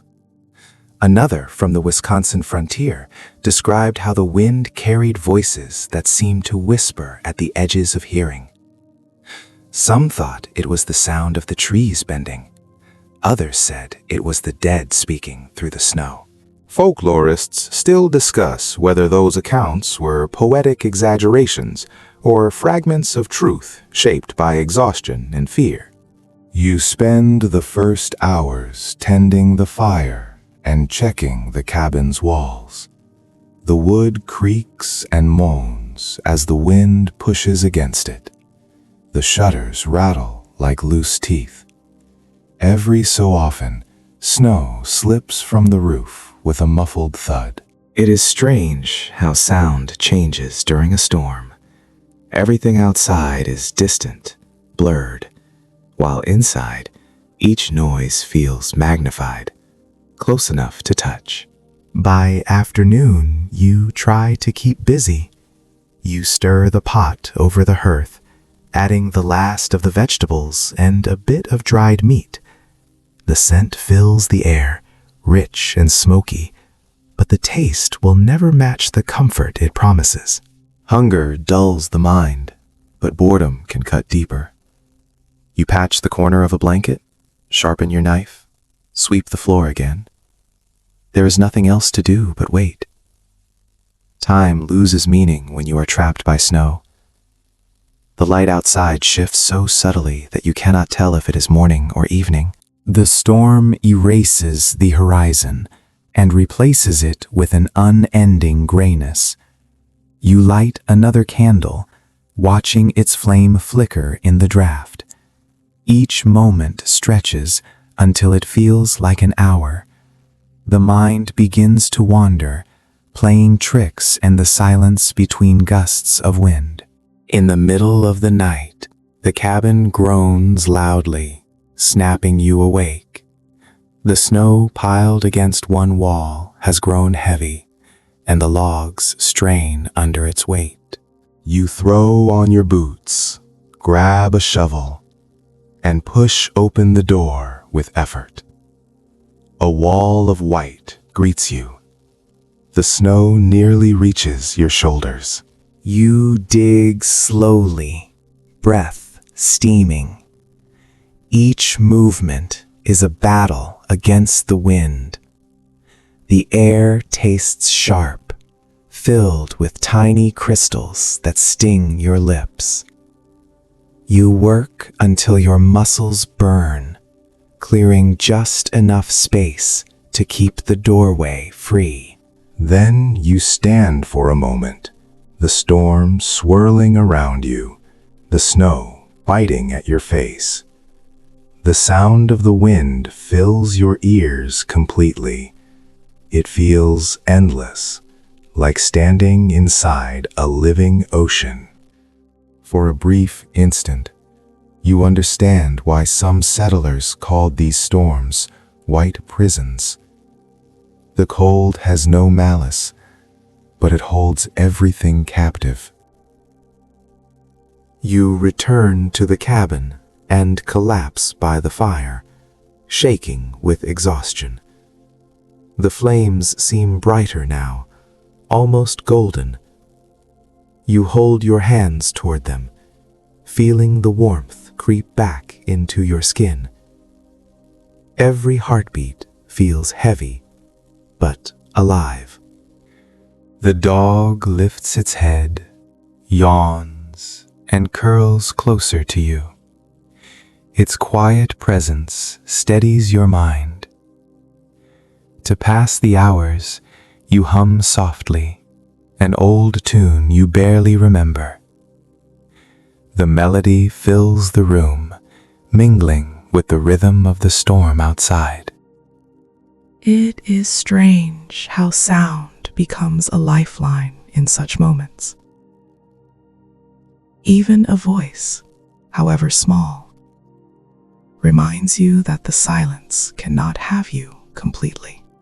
You think of the countless others who sat through nights like this, families in one-room cabins, travelers in snow-covered wagons, shepherds trapped with their flocks.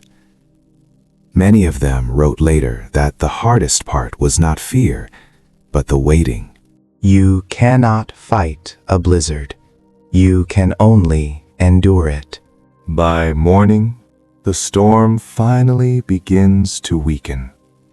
The wind fades to a whisper, and light filters through the small cracks in the shutter. You step outside to find the world transformed. The snow glows blue in the early light, smooth and perfect. But something is different. The air changes. You feel it before you see it. The wind that once cut sharp and clean, carrying the scent of frost and iron, now carries the faintest scent of water and soil. It is a heavy, humid smell, like wet wool. The snow no longer crunches under your boots with that satisfying dry crack. Instead, it sighs. It feels heavy and damp, packing down into dense, wet clumps. When you step outside, drops of meltwater fall from the eaves with a soft, irregular rhythm. Plip, plop, plip. It is the sound of the world sweating. The thaw has begun. Spring on the frontier is not a gentle thing.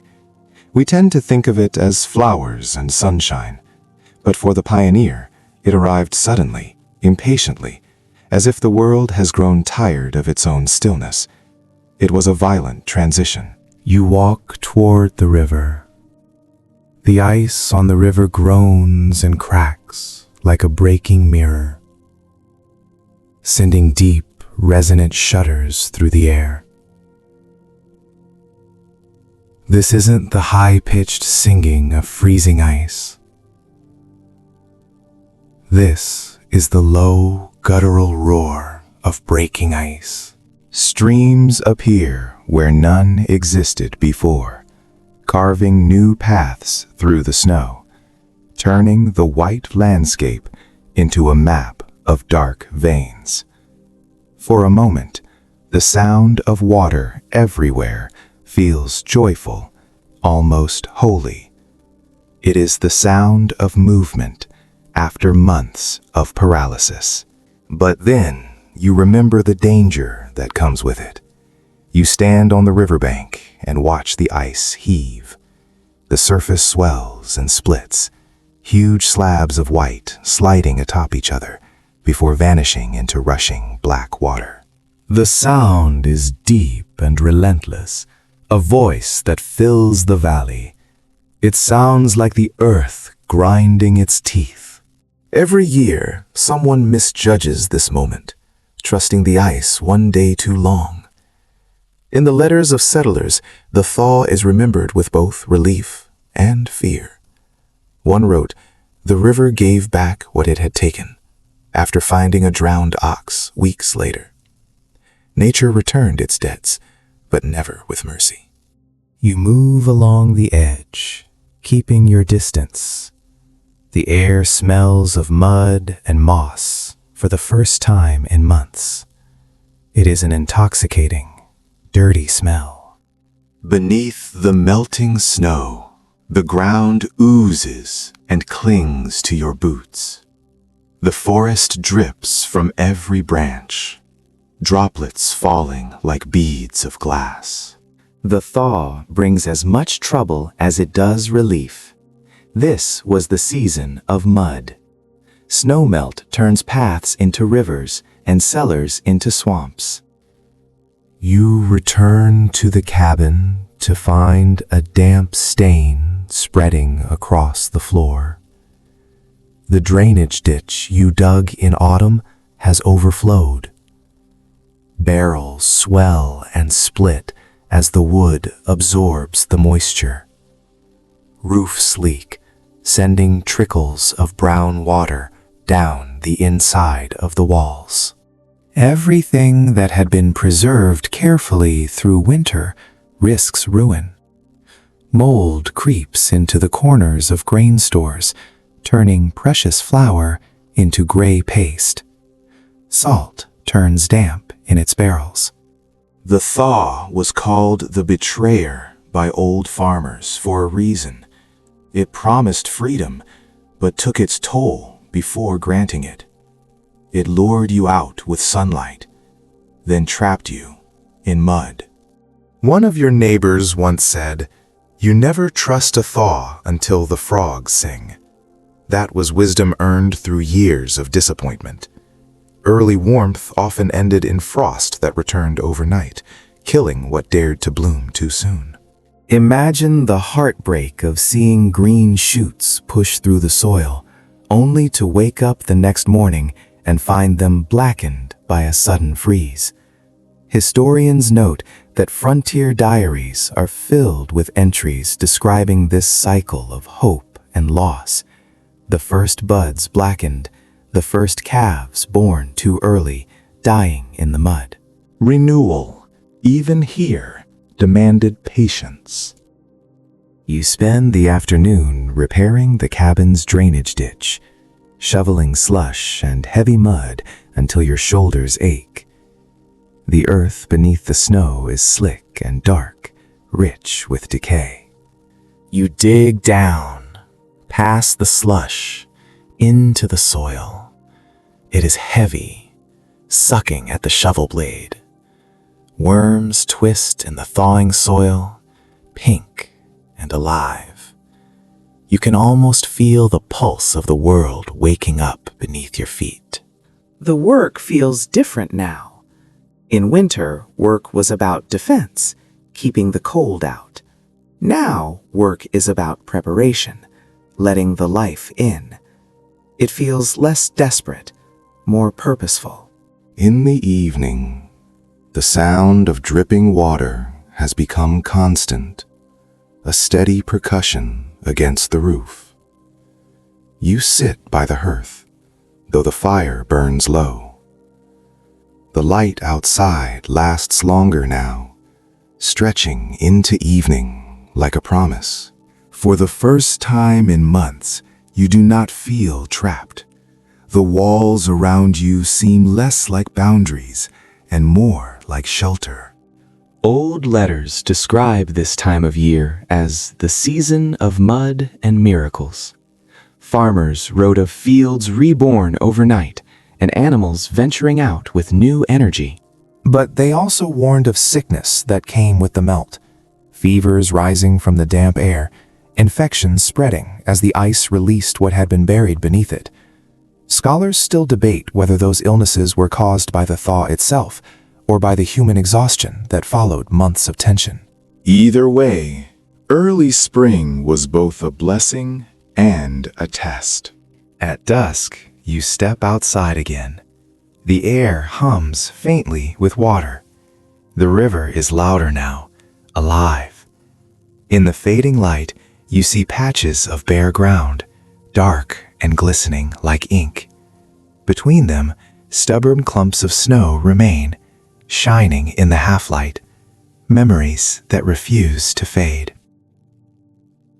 The sky above is streaked with gold and violet. And for the first time since autumn, you can smell the earth clearly. Not snow, not ice, but dirt. You crouch and scoop a handful of wet soil. It is cold and soft, gritty between your fingers, but it feels like hope itself. All through winter, you have watched the world die a little each day. Now, in your hands, is proof that it will live again. As the first stars appear, you stand quietly, listening to the river's song. The air is still cool, but no longer cruel. You can almost imagine the grass returning, the fields greening, the wildflowers pushing through the soil. The thaw is not mercy. It is a reminder that endurance has meaning. You survived the silence, the hunger, the storms. The earth survived too. Inside, you light one last candle before bed. Its flame flickers gently, reflecting off the wet sheen on the window pane. Outside, the water keeps running, steady and endless, as if the land is sighing with relief. Tomorrow you will begin again, rebuilding what the cold has broken. For tonight, you simply listen to the sound of melting ice and let it sing you to sleep. The morning light feels almost golden now, softer on your skin, warmer on the walls. You wake to sunlight streaming through the window, no longer the weak, pale light of winter, but a rich yellow glow that illuminates the dust dancing above the hearth. When you step outside, your boots sink into mud instead of snow, and the air smells like wet leaves and waking earth. A thin mist curls from the ground, rising like spirits leaving the soil. For the first time in months, the sun feels like something more than decoration. It warms your face. It touches the world. The long freeze is finally releasing its grip. You take a slow walk along the edge of the woods. The sound beneath your feet has changed. No more crunch of ice or crack of frost, but a thick, satisfying squelch. The snow is melting in patches, revealing the flattened remains of last year's grass, pressed down like a memory of the past season. The ground glistens, and the air vibrates with the soft drip of water falling from branches. Every sense feels alive again. The first task after winter was always the same: cleaning with the cold left behind. You start by dragging broken branches from the yard, clearing away the debris of storms. The logs you stacked months ago have sunk slightly into the earth, their edges damp and mossy. You lift each one carefully, shaking off the mud, stacking them anew. Every motion feels like a quiet declaration that you are still here. Inside the barn, the air is musty but full of promise. The tools hang in a neat row, their metal dulled by rust. You take a rag and begin to polish them one by one. The sound of metal scraping against cloth fills the stillness. Soon, the faint gleam returns. It is slow work, but good work. Settlers used to say that cleaning after winter was the first prayer of spring. It was less about tidiness and more about gratitude, thanking the walls that held, the roof that didn't collapse, the tools that still waited to serve. A curious entry from a frontier diary describes how some families marked the thaw with what they called the airing. On the first warm day, they would open every door and window to let the winter out. Imagine doing that after 5 months of being sealed in a smoky box. You throw open the shutters. The draft blows through, carrying out the stale scent of ash, sweat, and old food. Bedding, clothes, and rugs were carried outside, hung in the breeze, and beaten clean with sticks. The writer said the sound of it was like laughter shaking off the snow. You think of that now as you spread your blankets on a fence post, watching the wind ripple through them.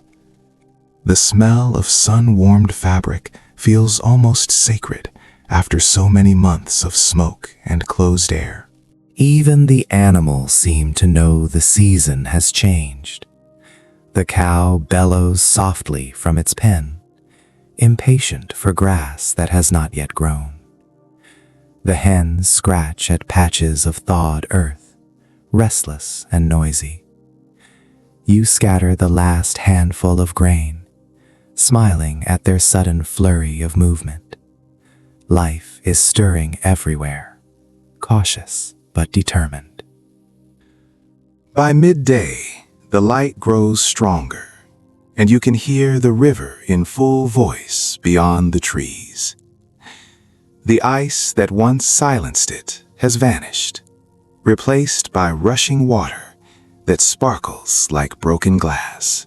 You walk to the bank and stand for a while listening. The river sounds impatient, like something long restrained that has finally remembered its freedom. Old journals often speak of this season as both joy and labor. The ground must be plowed anew, the seeds prepared, the fences repaired where snow and wind tore them apart. A man in an 1824 letter called spring the busiest mercy of the year. The work was endless, but it came with the promise of harvest and warmth. Hope, like the earth, needed tending. You return to the cabin as the sun begins to dip, its light softening to honey. Inside, the air smells faintly of mud and pine sap. You wash your hands in a basin, watching the water cloud with soil. For once, dirt does not feel like a stain. It feels like proof of life. Your companion sits near the hearth, mending a basket that cracked in the cold. They look up and smile as you enter, eyes reflecting the fire's low glow. You sit beside them, shoulders touching, both of you silent in the easy way that comes after long months of surviving together. The quiet no longer feels heavy. It feels earned. Later, you cook a small meal, what little remains of dried beans with a pinch of herbs found near the edge of the forest. The scent is sharp and fresh, almost green. You eat slowly, savoring the taste. grateful not just for the food, but for the return of flavor itself. Outside, frogs have begun to sing in the wet hollows near the river, their chorus rising and falling like distant laughter. You remember an old saying you once heard from a farmer. Spring doesn't come all at once. It sneaks in on frog song. He was right. The sound is steady now, threading through the night, gentle and alive. The world is shifting, almost imperceptibly, from endurance to renewal. Before sleeping, you open the window just enough to let the mild air drift in. The breeze carries the scent of wet bark and thawing earth. It moves softly across your skin, like a hand brushing away the last trace of winter. For months you have dreamed of warmth, of light, of sound. Now it is all around you, quiet but undeniable. You lie back and listen to the frogs, the dripping water, the faint sigh of wind in the trees. The fire fades to embers. Tomorrow there will be more work, planting, mending, preparing for what comes next. But for tonight, the world feels whole again, humming with slow, patient life. The long cold has ended. The next morning, you step outside with a shovel slung over your shoulder. It is time to turn the soil. The snow has retreated, leaving behind a patch of dark, rich earth at the edge of the clearing. The ground is soft, cold, and ready. You kneel and press your hand into it. The mud clings to your fingers, gritty and alive. It feels almost like touching time itself. Planting season has arrived. Every furrow cut into the ground is an act of faith, a quiet agreement between you and the land. You push the shovel deep and lift the soil, each movement steady, rhythmic.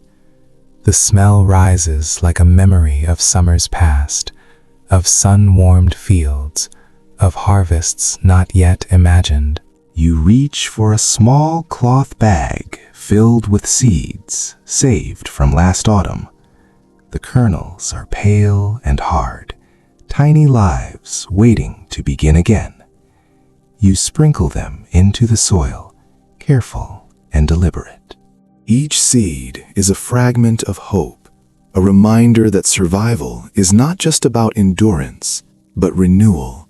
The air is warmer now, heavy with the scent of grass and new blossoms. You wake before sunrise to a chorus of birds that seem to be singing the sky awake. The light that filters through the window is soft and gold, painting the wooden walls with a glow that feels alive. The season of survival has given way to one of abundance. You step outside, and the ground is cool beneath your bare feet, damp with dew. The field that once looked fragile now stretches in green rows, strong and confident. Corn leaves rustle in the breeze, beans twist up their stakes, and the soil hums with quiet life. You stand there for a long moment, breathing in the smell of the growing world. After so many months of snow and silence, this scent feels like a hymn. The work of summer has begun. It is not frantic like winter, nor delicate like spring. It is steady, rhythmic, almost musical.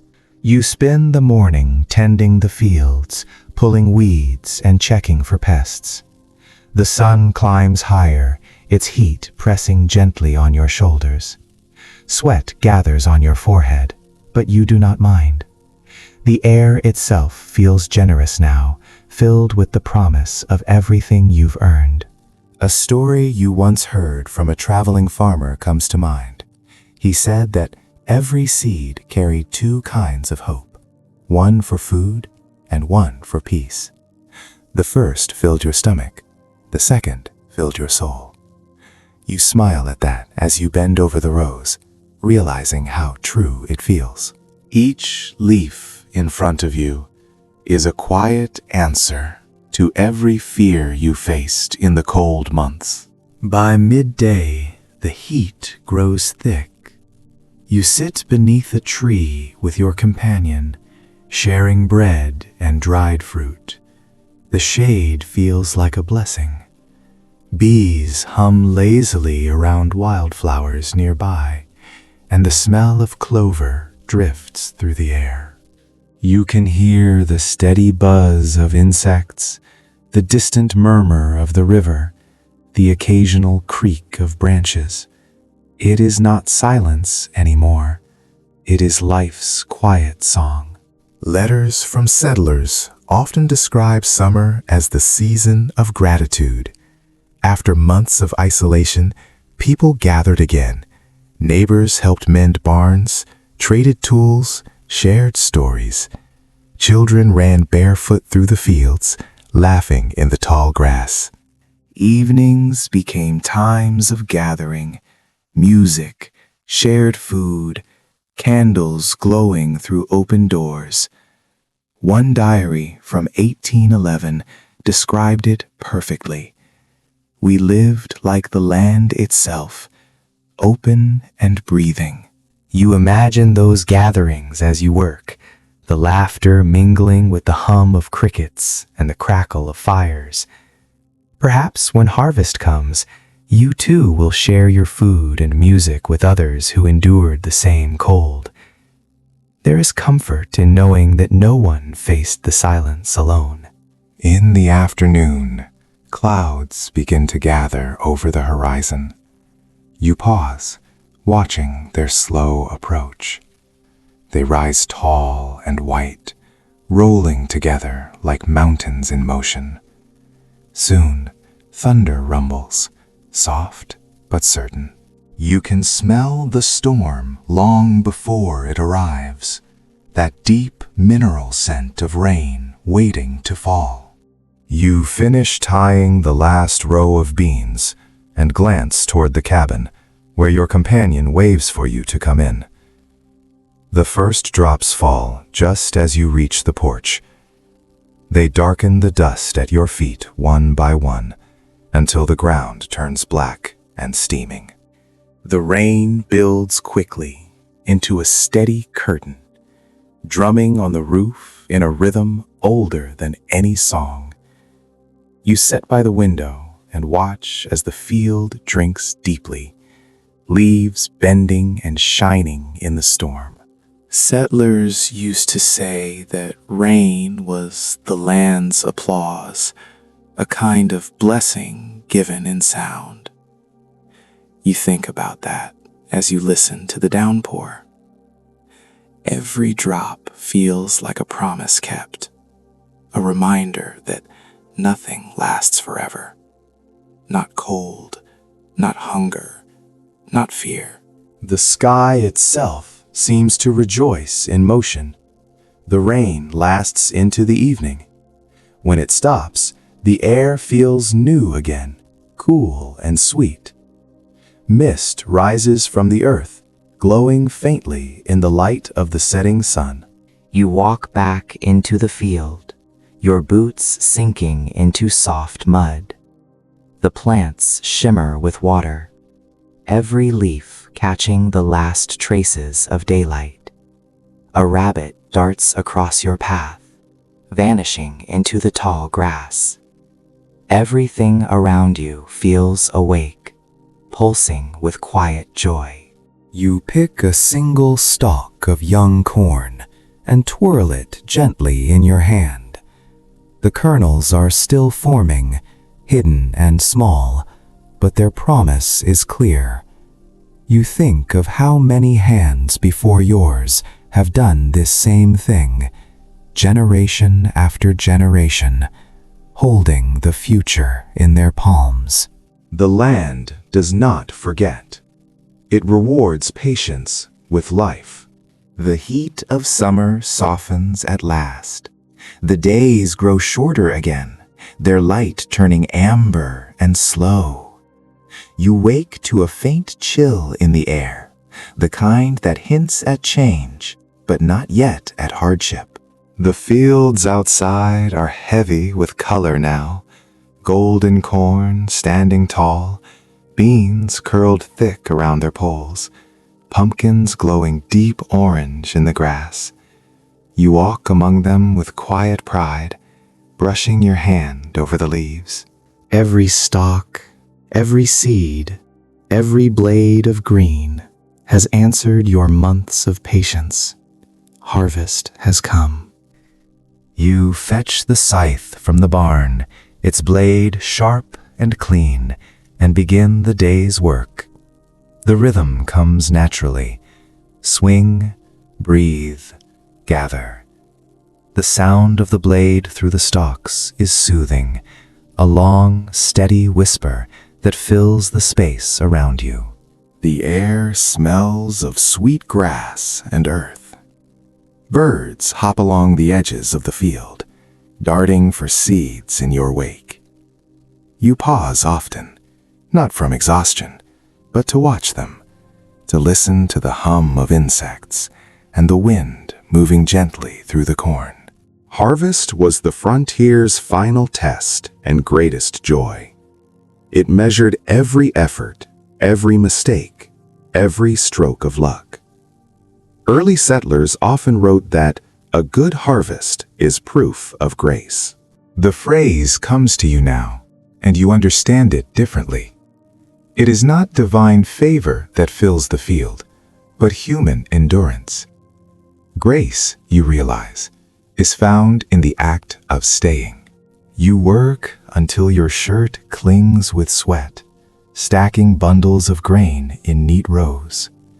Your companion joins you, carrying baskets for beans and squash. Together, you move through the field in easy rhythm, no words needed. Each basket filled feels like a shared victory.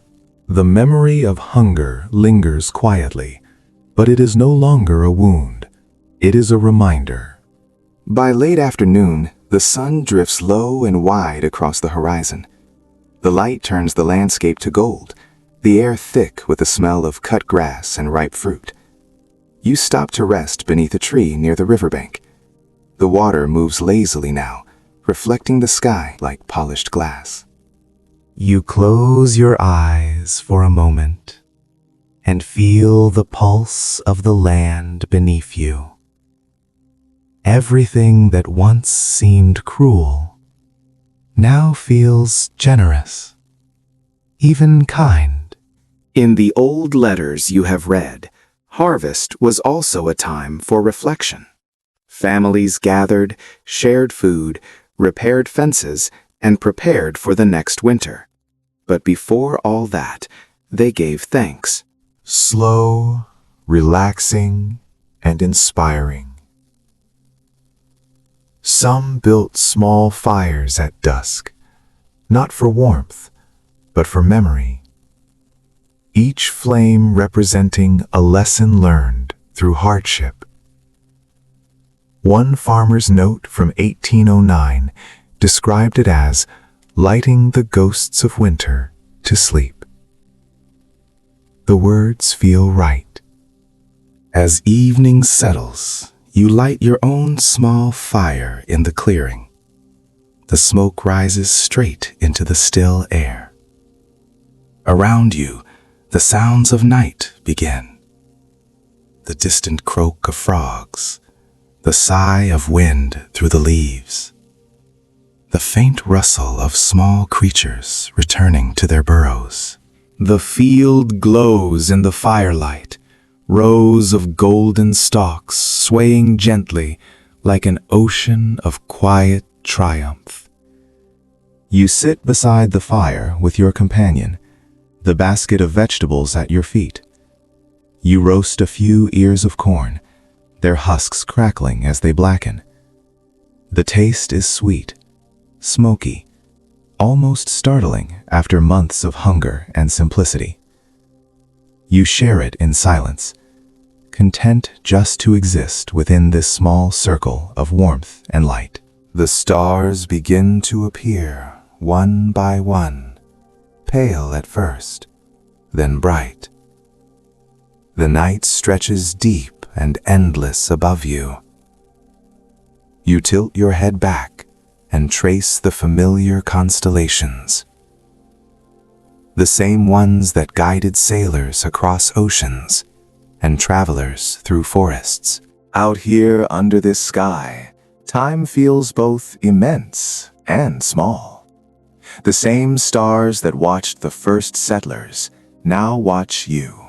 A soft wind stirs the ashes of the fire, carrying their glow upward like tiny embers seeking the heavens. You watch them fade and think about everything that has passed. The snow that buried the world, the storms that shook the roof, the silence that tested your mind. You remember the hunger, the fear, the long nights when hope felt like smoke itself. And yet, through it all, you endured. The frontier is no longer a place of suffering in your eyes. It is a mirror showing you what survival really means. Patience, humility, persistence. The cold did not break you, it shaped you. The wind taught you resilience. The hunger taught you gratitude. The thaw taught you wonder. And now, under this vast, forgiving sky, the harvest teaches you peace. You look toward the cabin. Its window glows softly, a single square of light in the darkness. The air is cool now, touched with the faint promise of autumn. You rise slowly, brush the dirt from your hands, and smile. Tomorrow you will store the grain, seal the jars, mend the roof again. Life will continue in its rhythm of work and rest, hardship and grace. For tonight, you simply listen. The fire crackles low, the river murmurs nearby, and the crickets sing their endless lullaby. You lean back and breathe deeply, filling your lungs with the scent of woods and warm earth. The stars shimmer above, quiet and infinite. You feel their calm settle over you, soft and sure. The year has turned full circle. The cold will return someday, as it always does. But now you know it will not defeat you. The land will sleep, the snow will fall, and you will endure again, warmed by memory and faith. Sleep comes slowly, gently, like the turning of the seasons. You close your eyes, the firelight flickering behind your lids, and let the sound of the night carry you away. And now, as the fire fades to its final ember, you feel the world around you exhale.